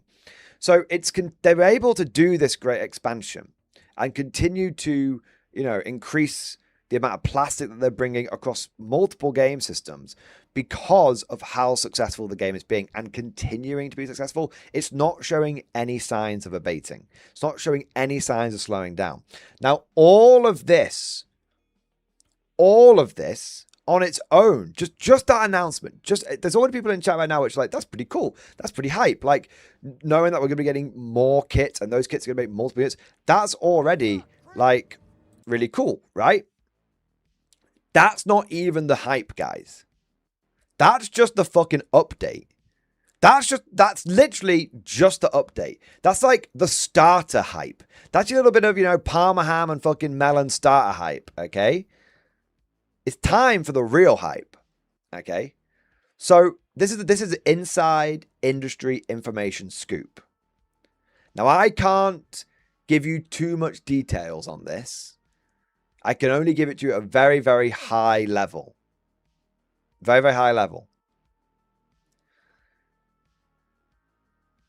Warlord Games has been mapping out their plan for what next year looks like as well. Now, I think that they do have a plan for the whole of the development already. I've seen the whiteboard. They've planned it all out. They've got the whole like world building and lore.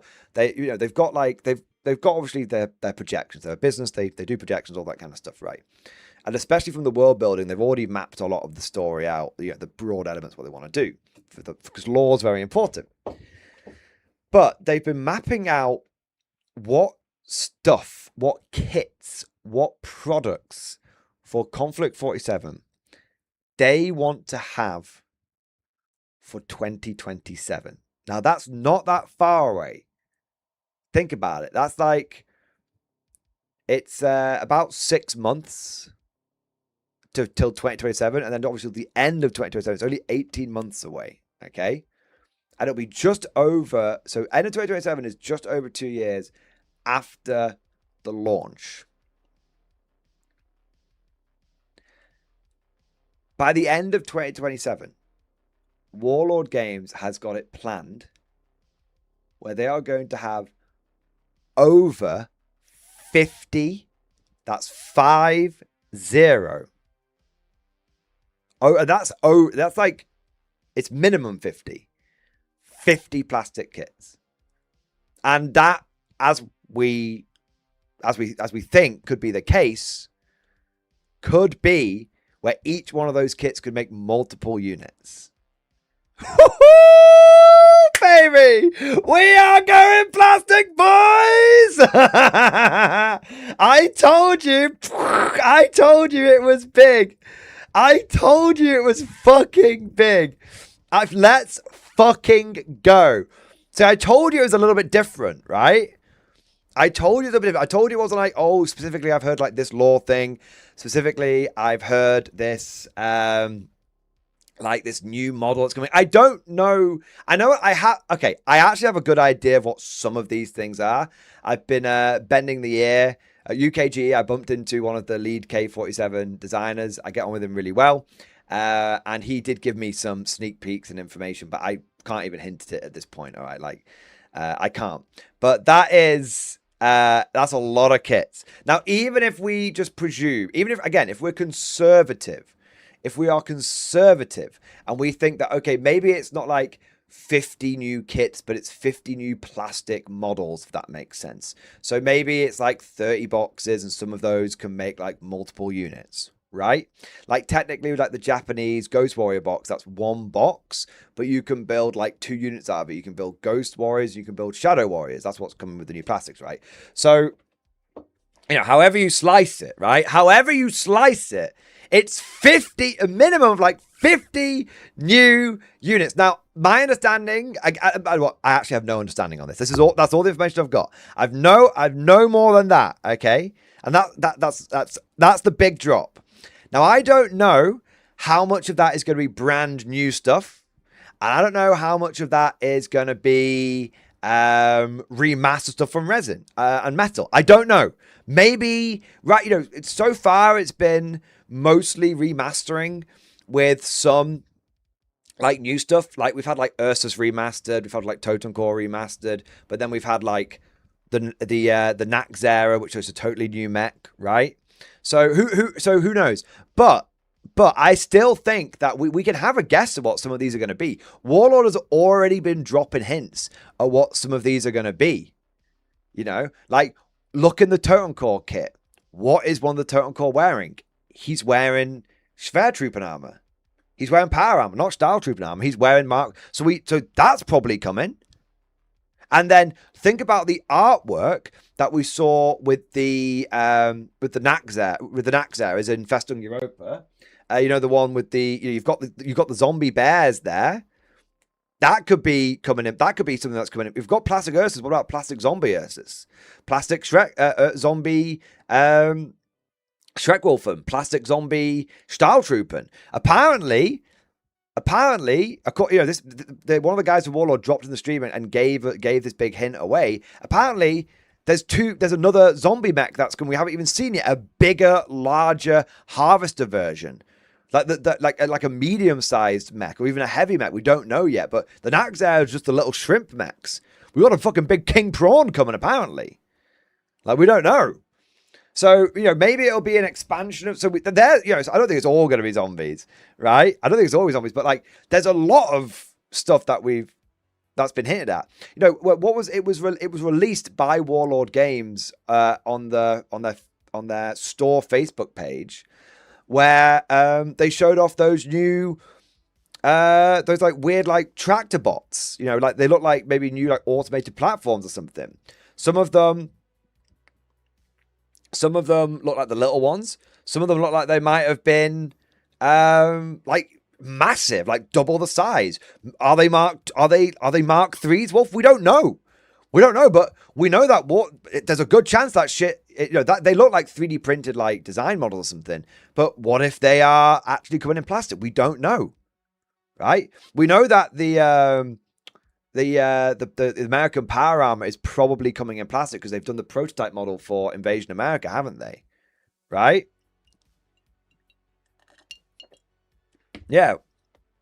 So but think about this.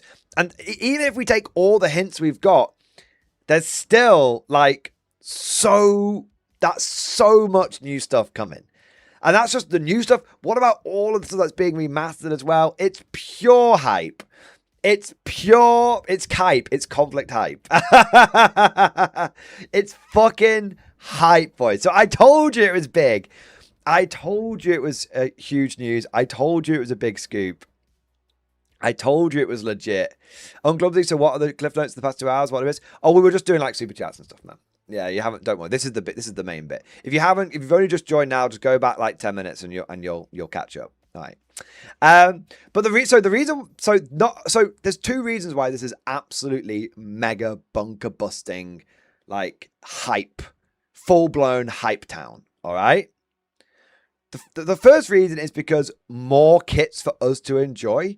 Holy shit! Like there's my wallet will never recover, and that's good. You know what?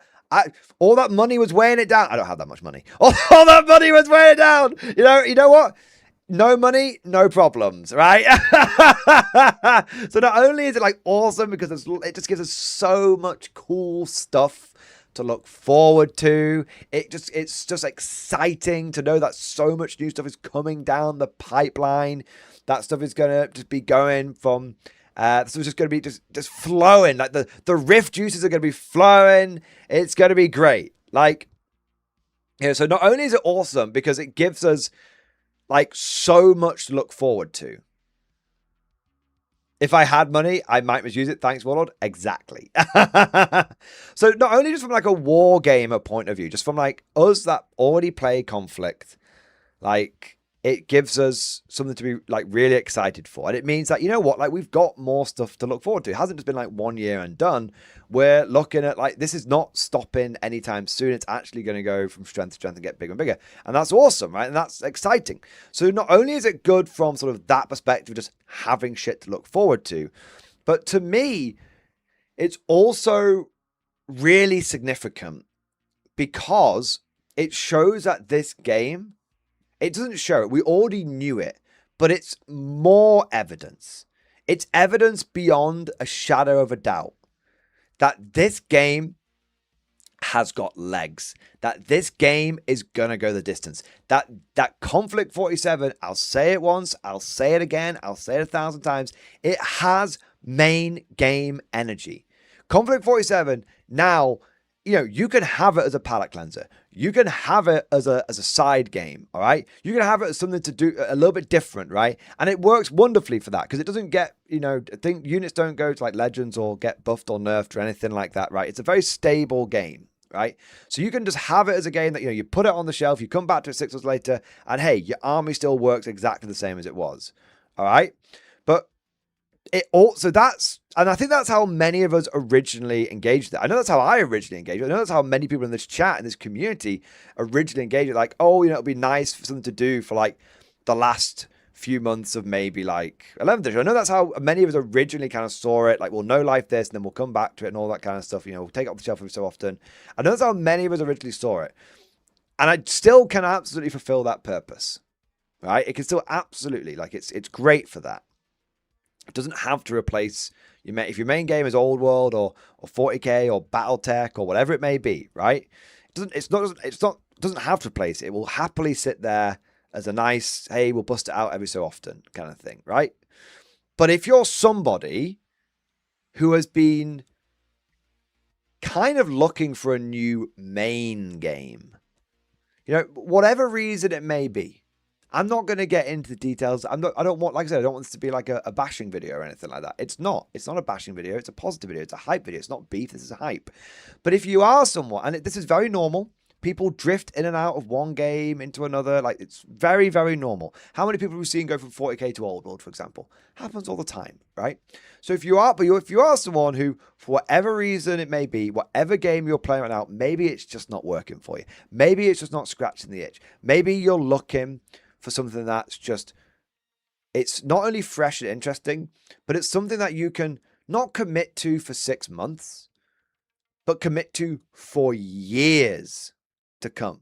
That has that depth of model availability, that is showing all of those signs of, hey, we're going to be around for a fucking while, so you better get used to us kind of thing.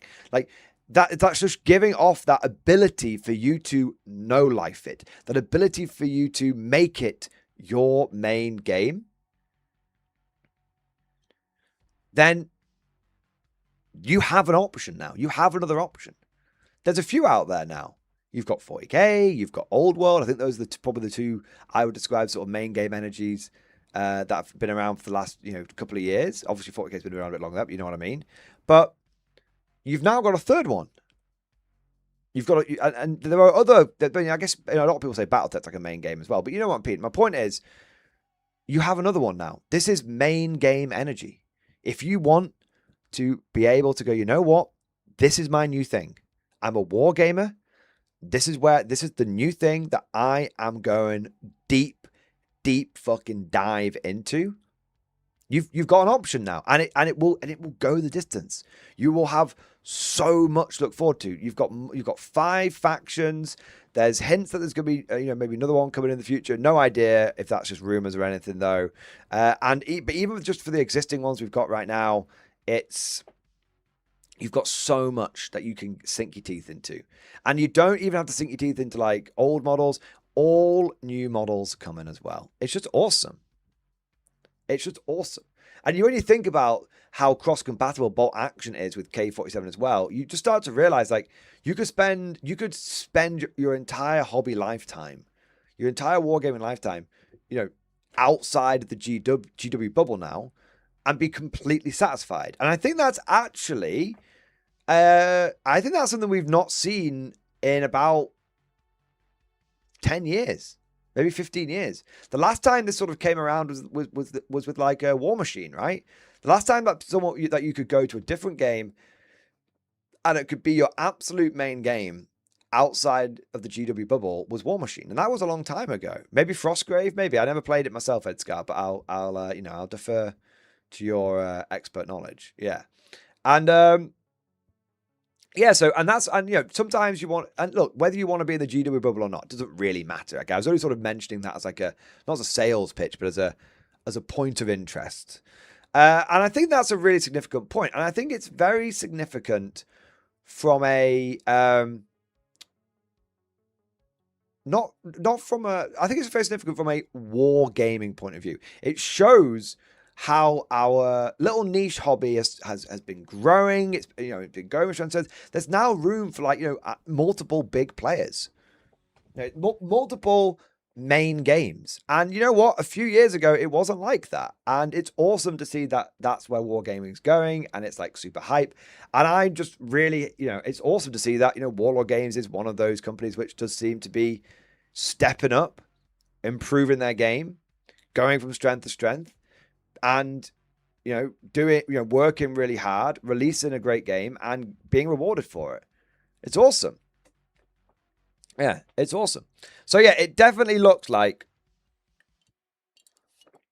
they just, I think if you're someone who has been conflict curious for a little, if you're someone who's been conflict curious for a while, or has only just stumbled across this game, I think, and you were considering investing in it, but you weren't sure how long its legs were, I think you can now get into Konflikt, get into Warlord Games, and do so with great confidence. With great confidence. I think that this game is going to go from strength to strength. I think it's going to grow and grow. And I think you're going to see it, you know, I don't, you know, will it ever be as big as 40K? I mean, who knows, right? 40K is like, it's global, right? It's mental. But do I think you'll be able to find a local, it might not be in every single local game store. Maybe it will, who knows? But will you be able to find K47 communities, you know, nearby to you? I think so. I think as the years go on, this is only going to keep getting more and more popular. It's just such a good game, and the community has responded so well to it.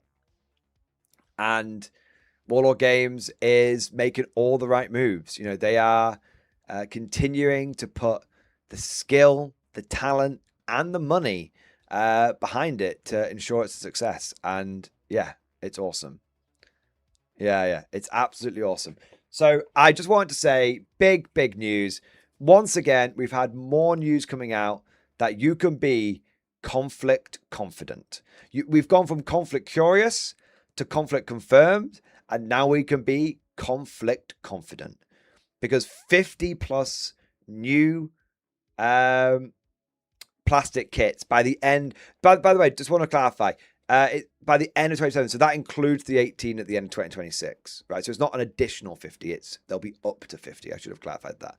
I don't know if I was very clear with that before. I do apologize if that's the case. But it looks like there's going to be over, by the time they get to 2027, there will be over 50 new plastic kits available, and that is just awesome.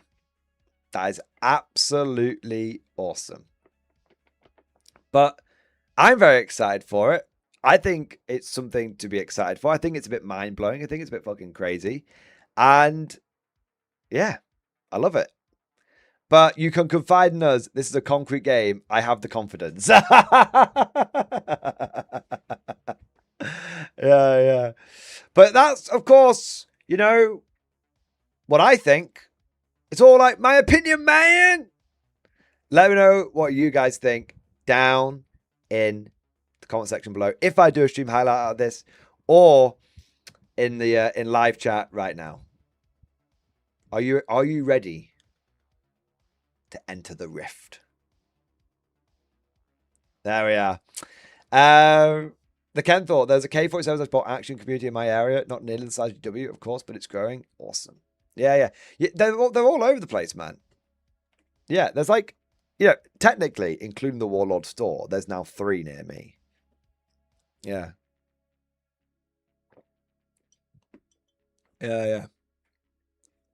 Bitch, I live in the rift. I bet US heavy infantry is sooner than later on it, and probably full plastic vehicle kits replacing all the resin bits. Maybe, yeah. Bruh, enter it, brother. I am the rift. I am the rift. I love it. Heard it here first. Mordian said GW 40k killer. Long live K47. I do not use the term 40k killer. I don't, because the only thing that can kill 40k is GW. That's it.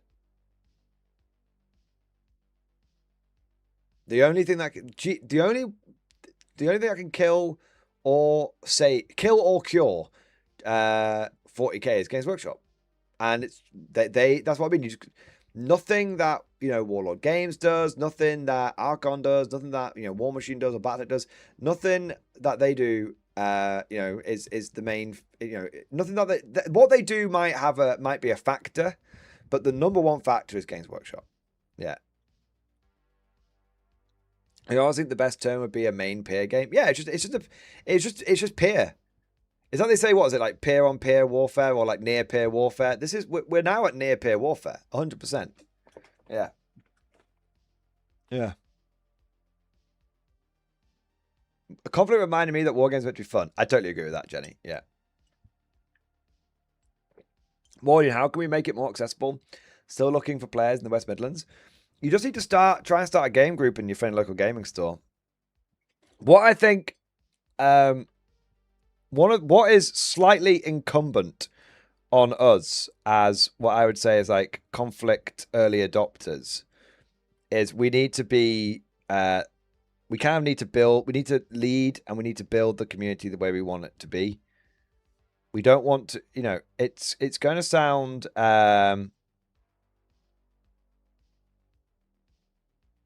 it's going to sound a bit crazy, but we need what I would call positive gatekeeping. And that might sound, no, don't do that. That means keep people out. It doesn't mean keeping people out. Everybody is welcome to play every game, of course, right? Everybody is welcome to play Konflikt 47 and Bolt Action, all that kind of good stuff. But we have a certain way of doing things, and we have our community. We have the sort of the culture that we're building up in the Konflikt community, which includes like the honor system. It's like playing airsoft. You just got to call your hits. If you don't, why the fuck are you even being here, right? Like this is a war game. It is a vibes-based game. It doesn't mean that you can't try and get better at the game, of course, but this game isn't, we use the term meta ironically around here, right? And so the idea is like, it's not old school wargaming. It's not the way wargaming used to be. It's the way wargaming should be. Someone said that to me. It was I thought it was very important. And that's just it. Like, hey, come on. If you come down here and start trying to break the game and meta chase and all that kind of stuff, then you will be politely yet firmly asked to leave.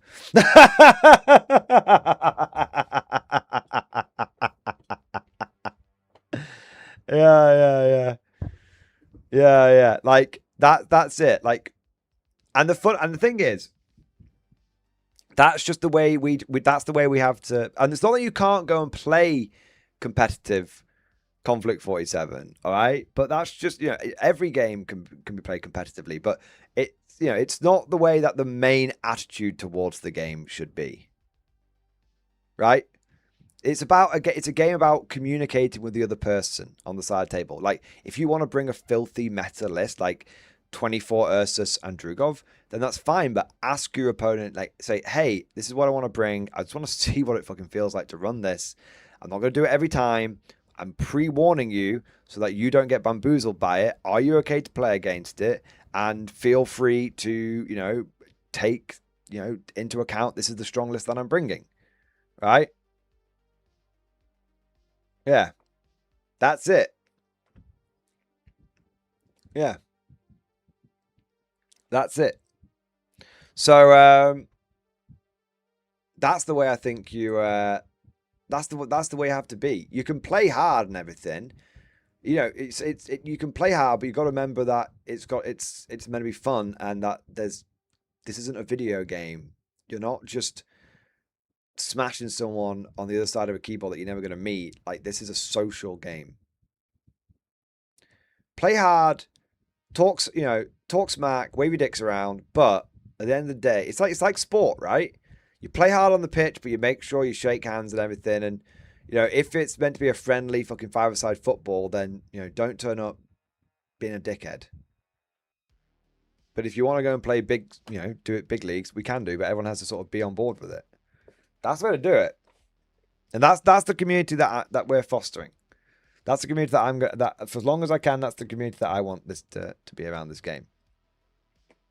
Yeah, I'm bringing 6 linebackers to see how it feels. Pre-warning you. Exactly. And you just do it once. Or you do it once, and if you love it, and your opponent goes, "That's fucking sick. I want to try something like that," and they go out and buy 24 Shrek Wolfen, and then you have you both doing it. Then great. Then everyone's happy. It's all good. It's co-op PvP. Yeah, exactly. It's fine. But just communicate, be nice, and if you're going to be sweaty, make sure everyone's being sweaty. But don't be sweaty all the time. Yeah.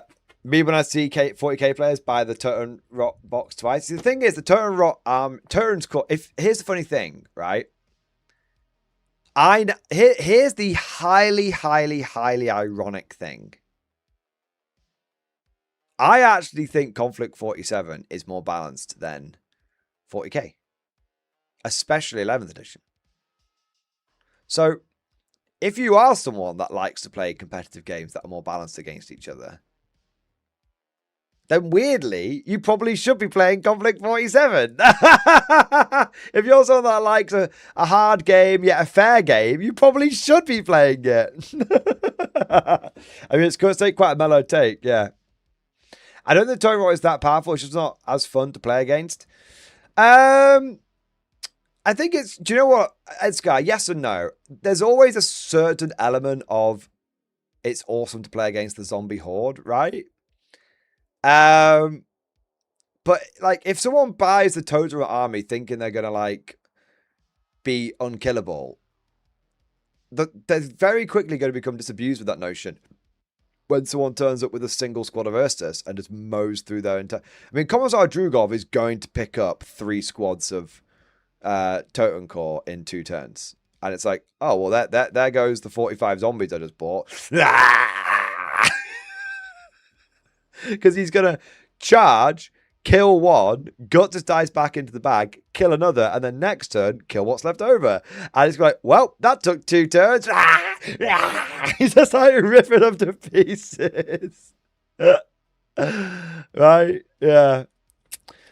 As an EOJ player, I despise the idea that K-Flip's balanced. See, Empire of Japan is the exception that proves the rule, but you don't have to wait very long. You don't have to wait very long. Soon, my pretty, soon.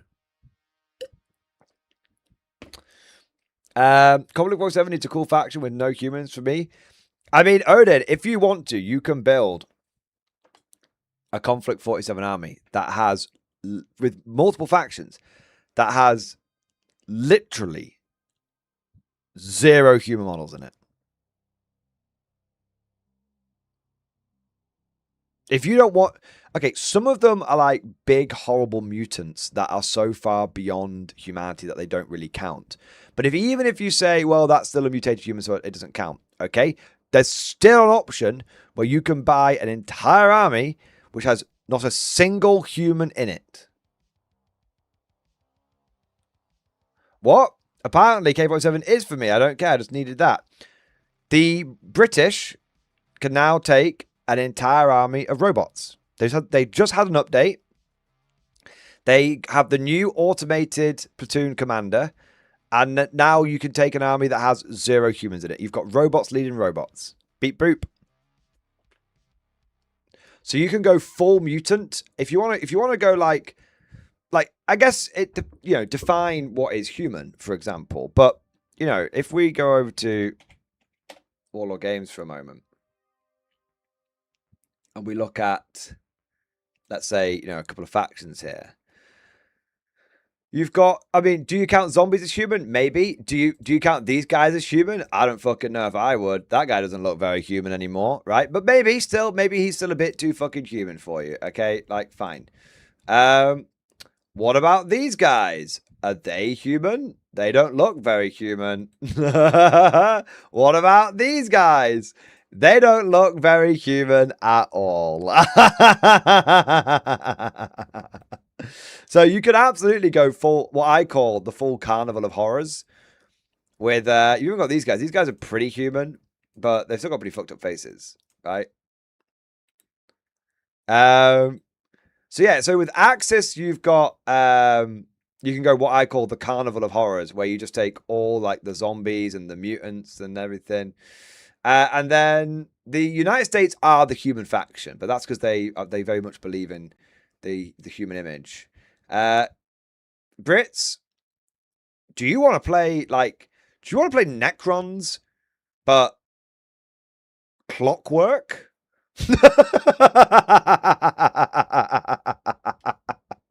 Then have I got the army for you? There you go.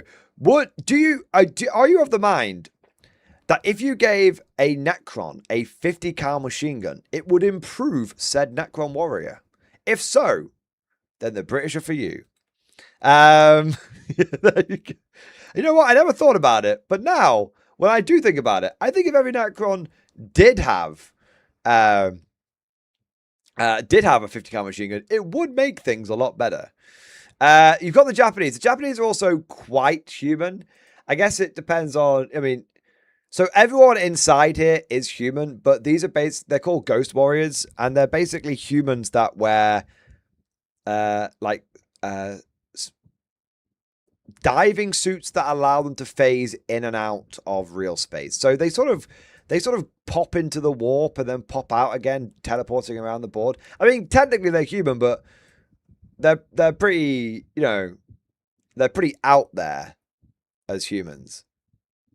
Yeah. And then you've got this guy who fell into the rift and he's kind of like Drago. He fell into the rift and came back, but he's like kind of in this. He's kind of like halfway between.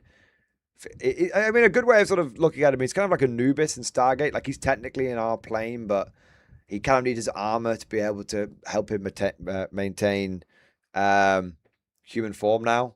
Hence why he's like all sort of swirly and shit, and he's got these like ghosts around him and stuff. Yeah. And then what's the last one? Oh yeah, the Soviets. I mean, if you want, I mean, Soviets are kind of got some human shit going on, but they've also kind of got some like, definitely not human shit going on. Hey, what if we took a guy, spliced his DNA with bear DNA, and then filled him full of rift juice and see what happens? Oh, it turns out we get a fucking bear berserker. Yeah. Yeah. I think everything is more effective with a 50 cal machine gun. Everything is more effective. Everything gets better if you apply 50 cal machine gun to it. The Soviets also they're not out yet, but they have these guys. They're the shit version. I'll show you the good version. There's some models which are hopefully coming later this year.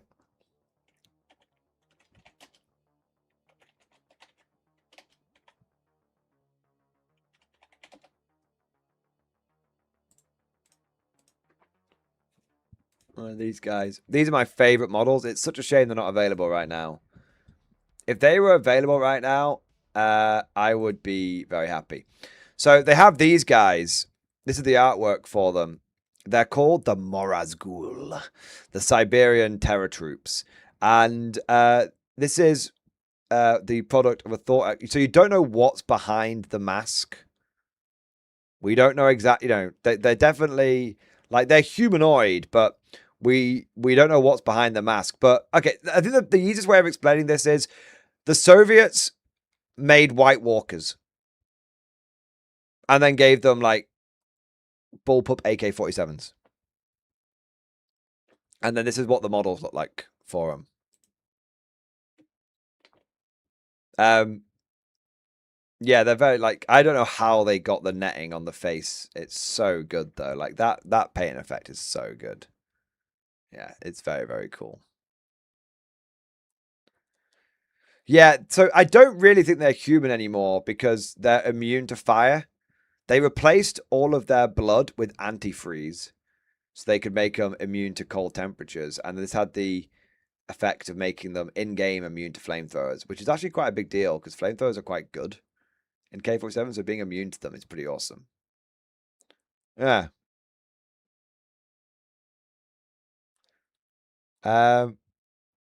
It's not antifreeze, it's vodka. Well, vodka's quite flammable, so I feel like it has to be antifreeze. But I still appreciate the joke. Sorry for being actually on you. Yeah. When do those models come out? They'll be out by the end of the year. We don't know exactly when. Yeah. They're going to be out in plastic by the end of the year. It'll probably be... I mean, I'd guess you get 18 to a box. Yeah. I thought we had to take and fill with normals in K47. My bad. Everything you showed counts as not human, and Clockwork is better than Necrons by 10 miles. Oh no, you don't have to take any humans in Conflict. Like nothing. You can take humans if you want to. If you want that like normal humans against the horrors of the dark Imperial Guard vibe, you can. But if you're like, fuck normal humans, I want all the weird, wonderful, wacky shit, then 100%. Conflict is actually more about the weird shit. I'm just a bit unusual because I like Imperial Guard stuff, and so I like taking normal humans in a world of crazy shit. But no, you can absolutely. Most people go full send, wacky bollocks, awesome stuff. Yeah. Need one human tax commander. I mean, technically, but you can put them in like a big suit of power armor or something, and not for every faction, right? Like. Not for the Brits. I'd argue not for the Germans, for like the Style Trooping. They're a bit far removed from it. Yeah. And you got the Totem Rock guys, which kind of look like, maybe... I always feel like the Totem Rock guys might be like part zombie or something, but yeah. Yeah. So yeah, lots of exciting stuff. Lots of exciting stuff indeed. Like I said, guys, main game energy. You can take a comment out of the Soviets. That's true. All right. Let's see what super chats we've got going on. And then probably, you know what, guys? I'll probably have to do super chats, then wrap up. I know it's only a short stream today, but it's because I'm at the Warlord Open Day tomorrow. Yeah. All right. So let's have a look. Ibram Gaunt. One thing I was going to ask, let me know in chat if you think that is big enough news for a stream highlight. Because I thought it was big news, but some people might think that it's not like juicy enough for like I haven't said like there's like a specific model coming out or something. So I thought it was big, but I'll take some feedback from you guys. If you think it's worth putting out a stream highlight, I'll put it out next Wednesday. Yeah.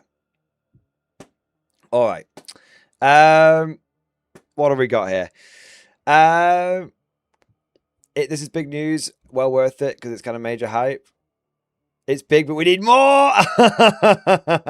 You gave me a heart attack. I thought you meant the open day and not. I can't miss that.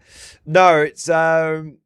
It's the Warlord store open day tomorrow. The grand opening. I think the Warlord store, the Warlord HQ one is in is it like the 22nd or something?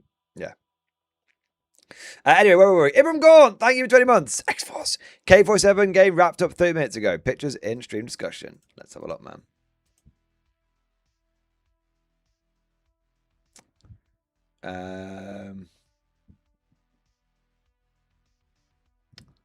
Nice. Here we go. Just wrapped up my first game with the Brits. It was a close run game. We called it a top of turn 6 after I charged the objective side of building with my Hornet. Superior code breaking came in clutch to kill 4 Mark 1s. My medic saved one guy in my dad's first volley and almost made his points back instantly. He saved one other guy. Also, current state troops are great. Just paint the barefoot guy's foot black and you can't tell he doesn't have a shoe. But I'll know he doesn't have a shoe. Hey, that is a cool board, man. That's a very cool board. Nice. That a rather splendid Cromwell, sir. I love that you've got Praetorians supporting your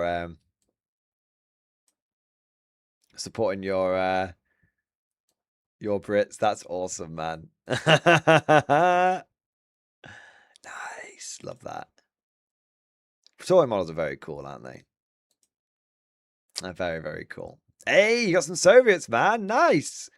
Love the Mark 1s, PP Patrol, full send. Love it. I love the Katusha and the T-34s fighting side by side. That's cool. Taking out the Kazakh. Got a good old rifle squad holding the line. Hey, look, taking on those PP guys. That's pretty good going. Nice. The horn is like just crashing through. Awesome.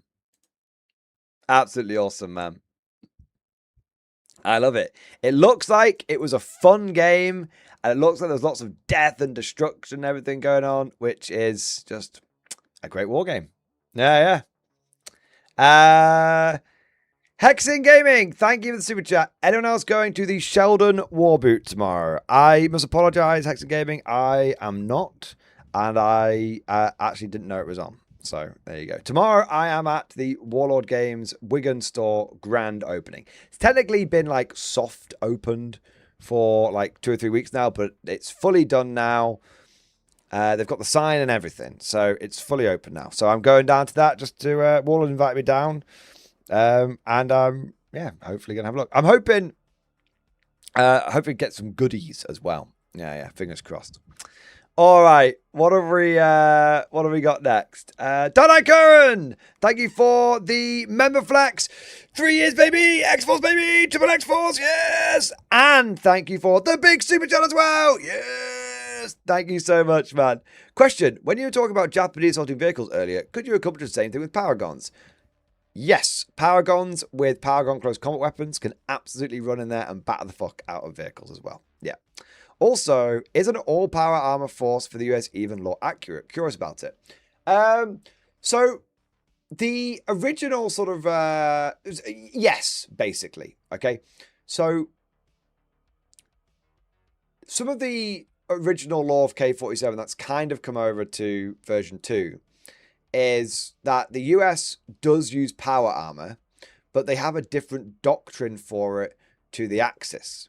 So the Axis idea is they want to basically try and equip everyone with power armor eventually, right? Right now it's going to all of like their best units, but the Axis, it's all about like the mass adoption of power armor.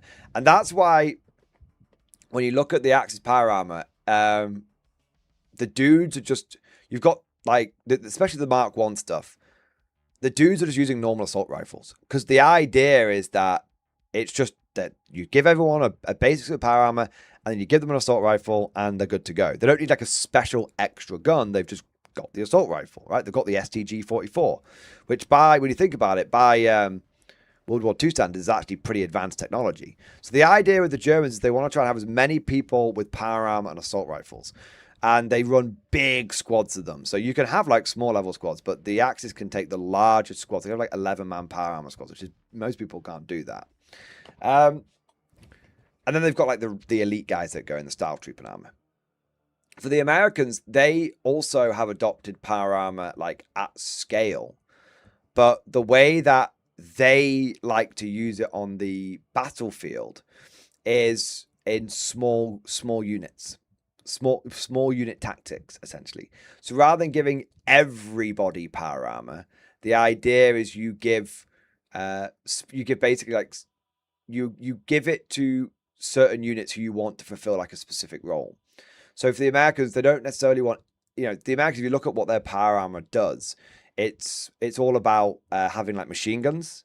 Rather than assault rifles, it's all about like machine guns. So for the Americans, my understanding is like a lot of the way they use the Fireflies to go on the offensive, but they kind of use the power armor guys as just like really durable like frontline basic infantry not basic infantry, really durable like infantry for holding ground. So basic infantry to me is like holding ground, Imperial Guard. I'm guard coded. Yeah. So basically, when the Americans need to like hold some ground, like they will deploy small units of power armor to essentially make it very difficult for the Germans to assault that position. But that's it. It's being used in that specialized small unit role. Whereas for the Axis, they want to give everyone power armor and everyone assault rifle because they want to be able to like massive offensives with it and stuff like that. They want it to be assault rifles are very sort of multi-role weapons. You can, shoot them long range like a rifle, or you can use them on the offensive. So for the Axis, they want their power armor to be much more multi-role, whereas the Americans it's a bit more specialized. So the Americans do use it, but they just use it as they can make as much of it as they want. Arse of democracy, right? But they basically want to use the power armor as in a more specialized role versus the Axis you want for every soldier in it. Yeah. The Americans believe in fire and maneuver, which is why they have power armor because they recognize the value of it. But American doctrine is fire and maneuver. So they put most of their efforts into producing mobility technology rather than power armor. Yeah. But we might see Americans get level 2 power armor at some point. Yeah. The rest of the Yank squads were 3 to 6 basic small infantry armor squad. Exactly. And it's similar for the Brits. The Brits are kind of similar. They're kind of halfway between the two. So the Brits can take between, I think it's 4 and 8 guys in their power armor squad. So they can have not squads as small as the Americans, but they can have smaller size squads for doing what the Americans like to do, or they can have larger size squads if they do need to have a bit of a power armored offensive. But really, if they have a power armored offensive, they probably use robots for that now.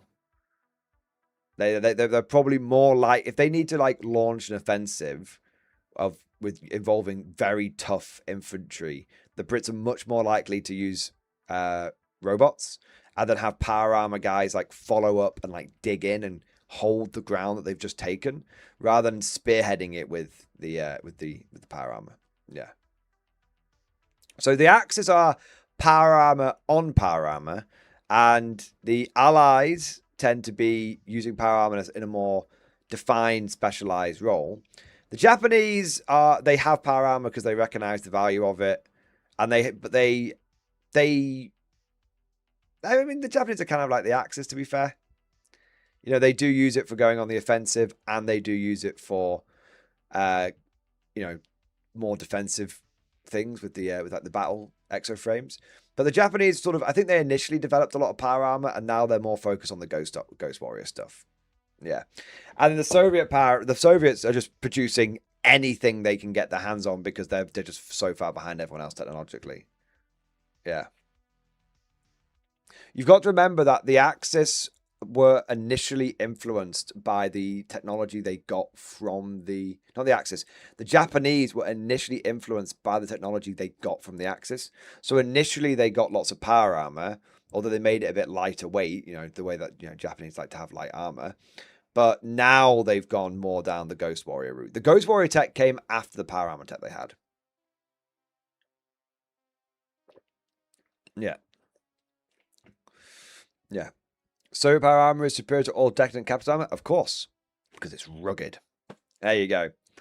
And then you had so yeah, Dark Code. Hope that answers your question. Would I do an all power armor US force? I guess is a big question as well.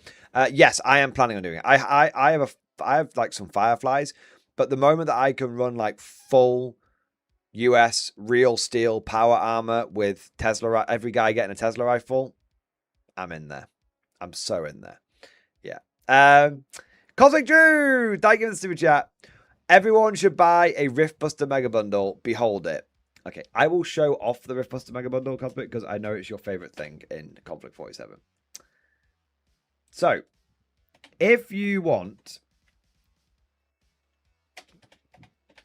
Now, this is the most expensive box you can get. Okay, right? But if you and a friend are absolutely certain you're going to get into Konflikt 47, and you're absolutely certain you want to start with Americans and Axis, then technically, the best way of getting into the game from a cost-effective point of view is the Riftbuster Mega Bundle. So this comes with 2 full, and then some, 1,500 point armies. And it comes with a little bit of terrain. And it comes with 2 copies of the rulebook as well. plus some other accoutrement and stuff. Like you get all your rift dice, you get all your rift dice, all your order dice, you get everything. It's a one-stop shop. So it's very good, but it does cost £355. It's a 20 quid saving on buying everything individually. But technically, for about £175 each, if you split this, for example, for £175, you could get a full army. So it's expensive by like Warlord Games standards, but truth is, both of you can get 2 full armies for less than the price of a couple of combat patrols each. So always worth bearing that in mind. Ishmael, my boy, thank you for super chat. Ordered all the new K47 releases. Warlord, when do I get my K47 sci-fi infantry? What, you mean the basic infantry? I've got a conversation with some of the Warlord guys tomorrow at the open day. We're going to be having a little chit. And there's a little chat. So maybe, just maybe, I will be privy to some information tomorrow that I might be able to share. But yeah. So maybe, right? Lord Davian, thank you for the 47 months. X-Force, baby! Yes! 47 months, man. That is pretty much quadruple X-Force, baby! Holy shit, man. You're one of the OGs, bro. You want the Longbeards. You want the Grognards. Dude, amazing, man. Absolutely amazing. Thank you for the long-term support, man. I'm hopping in with the US, then Japan this month. Yes! Another hand touches the rift. The revolution spreads. The fire rises, brother. Been here since 8, lol. That's amazing, Lord David. You've been here since before memberships were even like a thing on the channel, man. It's incredible. Dude, I love that you're jumping in. You won't regret it. Main game energy. Absolute hype. I promise you, you will enjoy the models. I promise you, you will enjoy the game. It's a lot of fun. And it's just fun. It just puts the game back in Wargame. Yeah. Yeah, it's awesome. And the US, and you've picked such a good time to get in because the US and Japan are going to be the next big lore expansion as well. So by the time you've built your models and painted them up, your initial waves of them, you'll probably have a big lore book to enjoy. Invasion America. By the way, don't think like, oh no, there's an update coming. Does that mean I should hold off? The update will not come out and invalidate anything that you've got, okay? We don't do that here. You're not going to buy a bunch of stuff a month before and then find half of it going to Legends or points nerfed to shit, all right? That's not what we do here, okay? What will happen is you will get excited for the stuff you've already bought, buy it, build it, paint it, enjoy using it, and then this big expansion will come out and you'll go, oh, look, all the stuff I already have is amazing, and now I've got even more stuff to look forward to.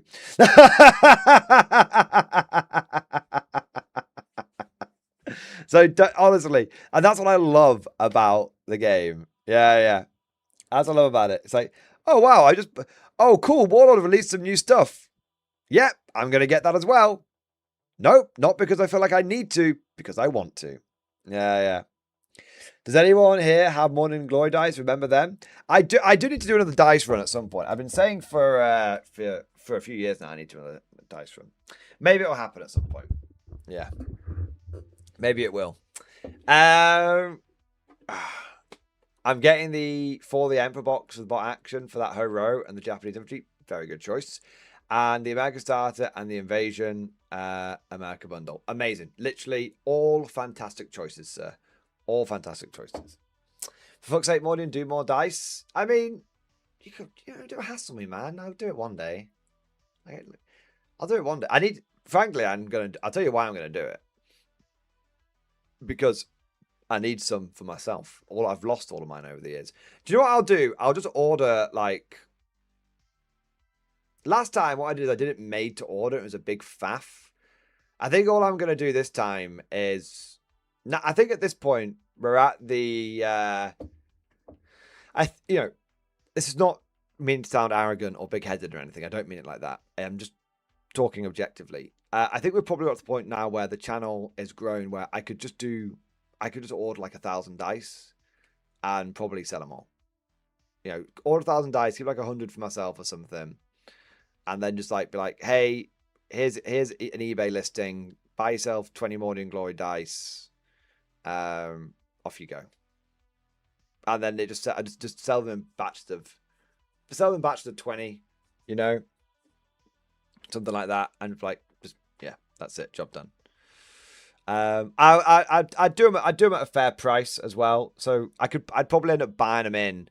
I've no idea. The last time I bought them was years ago. Last time I bought them in, it was about £1 per dice. So, or it was just under £1 per dice, and I sold them for about £1 per dice. I didn't make any money off it. I was just doing it for a bit of a laugh, a bit of fun kind of thing.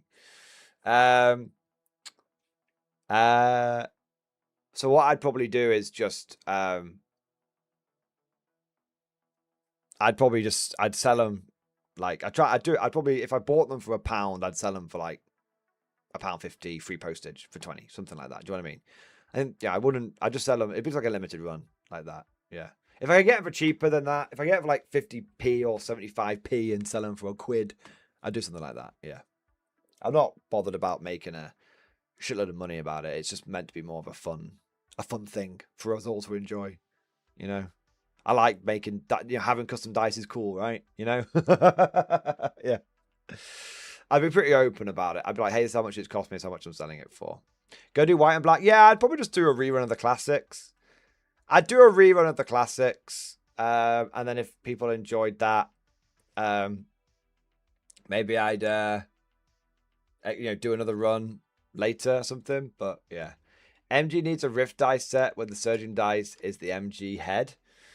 What I need is a Rift dice set that on the 6 says Buster Rift. I've got green. I mean, the green ones came. The original run was white, and then I did green for the second run. Yeah, I did green. I did green and white for the second run. Yeah, but yeah, who knows? Maybe it'll be really popular. Yeah, maybe. I'll give it a go. It wouldn't be that hard to organize. Just have the 6 that I'm gonna bust. I'd buy dice. Yeah, I mean, dice are fun, right? Everyone loves a couple of sets of dice. Or a set of dice or something. Yeah. So yeah, that's probably what I'd do. Something like that. They're really cool because people that know really get a kick out of the dice. Nice. Well, I'll have a look into it, right? I can just go back to the old company that did it for me. They're still around, and see if they want to do it. And like I said, just set up like some sort of like eBay listing. You know, that would be probably the easiest way of doing it. Yeah. All right. What do we got next? Spriggs, thank you for the super chat. Give our best to Chris. I'm sure it'll be great. Oh, yeah, I think it's going to be awesome. I mean, they're doing 3 for 2 on kits. So, like, I'm definitely going to be great because it's definitely going to be great because it's I'm going to be coming away with some plastic. So there you are. Konflikt Drew, thank you for the super chat. 40k hammer the Emperor Steel Hammer, which is better? It entirely depends on what units you're taking, Cosmic. If you are taking Baneblades, Steel Hammer. If you're not taking Baneblades, Hammer the Emperor. It's like asking, you know, how long's a piece of string? It's not. It's about what's going to go in the detachments. So, the advantage that Steel Hammer has, if you're taking Baneblades, is that very cheaply you can order those Baneblades. The advantage that Hammer of the Emperor has is that it's better for doing those sort of like lightning fast assaults and crashing through with like Rogal Dawns and stuff. So yeah. So it depends on what kind of list you're going for. Jenny Bratz, thank you for the super chat, man. Hobby update and stream discussion. Long live the NCO. NCR. Let's have a look here. Hey, Mordian, just wanted to share what I'm working on. The painted mini is an official NCR Ranger. The other is my K-47 Courier 6. P.S. Patrolling the Rift makes you wish for a nuclear winter. Hey, they look pretty close, man. Yeah. Yeah, I think that works out very nicely. Hey! Yeah, using firefly heads and like Lagrognar bodies, I think that works really well. Yeah. Nice. Nice. Excellent work. Excellent work indeed. Now, there's one other thing I want to show off whilst I'm here. Just whilst I'm here, before I go. Let's have a look. So, Damned Legion has become bolt action pilled recently. And yesterday we saw him build a squad of the metal infantry and the metal howitzer. And then he's put a picture in chat here saying, good that I'm already done, but here comes the painting. So, in 24 hours, he has built his entire bolt action army. Oh my god. In 24 hours, he built the entire army. That is amazing. That is like actually amazing. He built 40 infantry. Well, it was box of it'll be 50 infantry in total. Plus the artillery, plus the Bren carrier and the Matilda. Like, that's amazing. That's such a quick turnaround. I mean, it's the building the Damage 07 MG 07, man. I mean, it's Warlord models. You guys heard me bang on about this all the time. The sprue ergonomics and the ease of build of the Warlord models is their #1 selling point. Absolutely #1 selling point. It's a pleasure to put the models together. At least that's what I think anyway. Yeah. So Damn Legion, awesome to see you. Awesome to see you build all of this stuff, man. And great to see it's come along so quickly. Great to see that you've got the bug and everything. And I can't wait to see how you paint them all up. Incredible, man. Absolutely incredible. Yeah.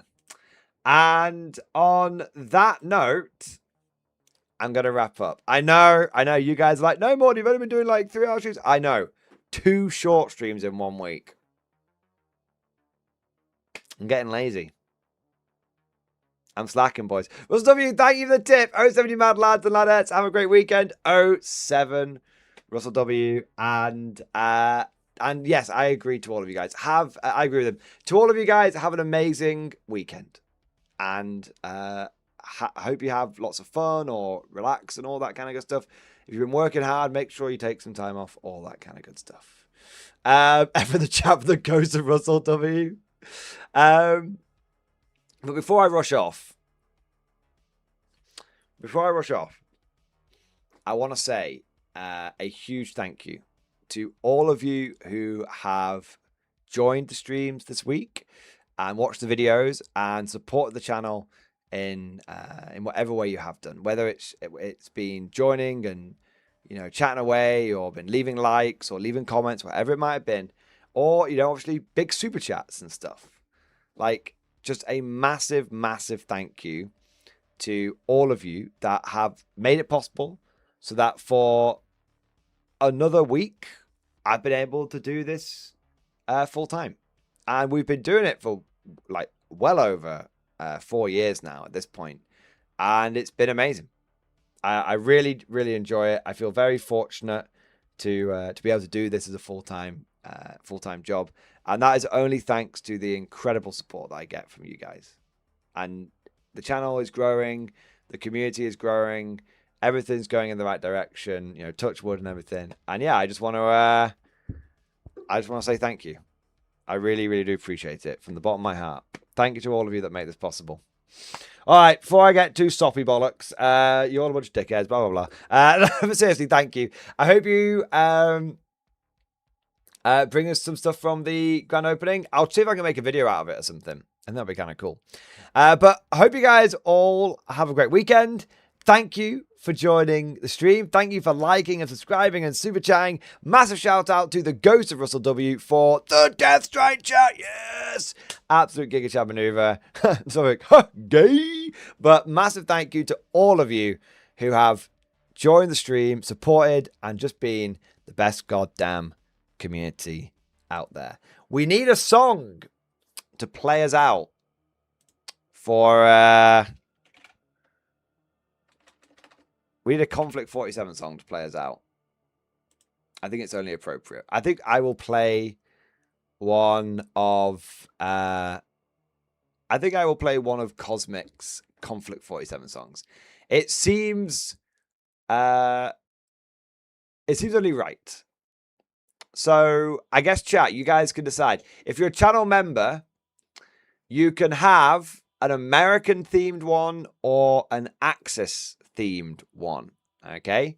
So if you are a channel member, then if you want the Axis themed outro song, then spam the K47 Axis emoji.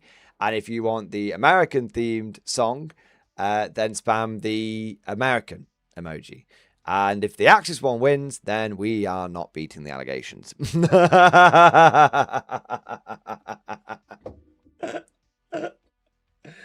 I don't have a Japanese themed one, unfortunately, for the allegations. Fuck's sake. It's pretty close. I'm eyeballing it.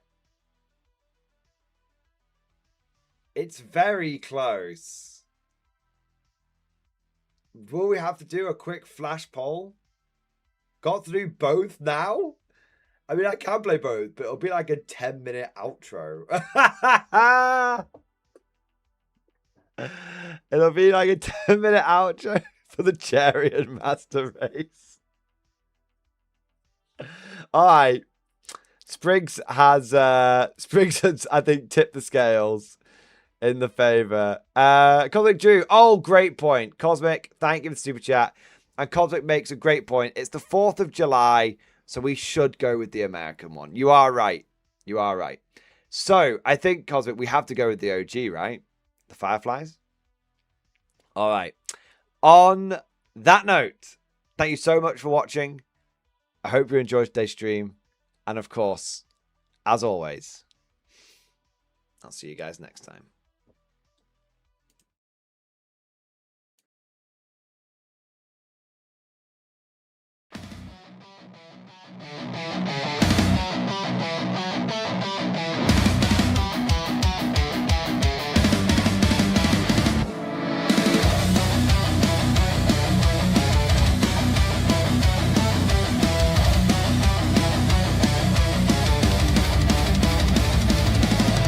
From the clouds we descend, with our rifles in hand.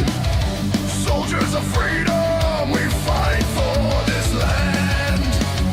Engines are burning, the heavens ignite. For liberty's cause, we bring down the fight. No tyrant will stand, no shadow will last. The fireflies strike with thunder and blast. Descending from the sky, hear our battle cry. Know you're going to die to U.S. Firefly. Descending from the sky, hear our battle cry. Know you're going to die to U.S. Fireflies.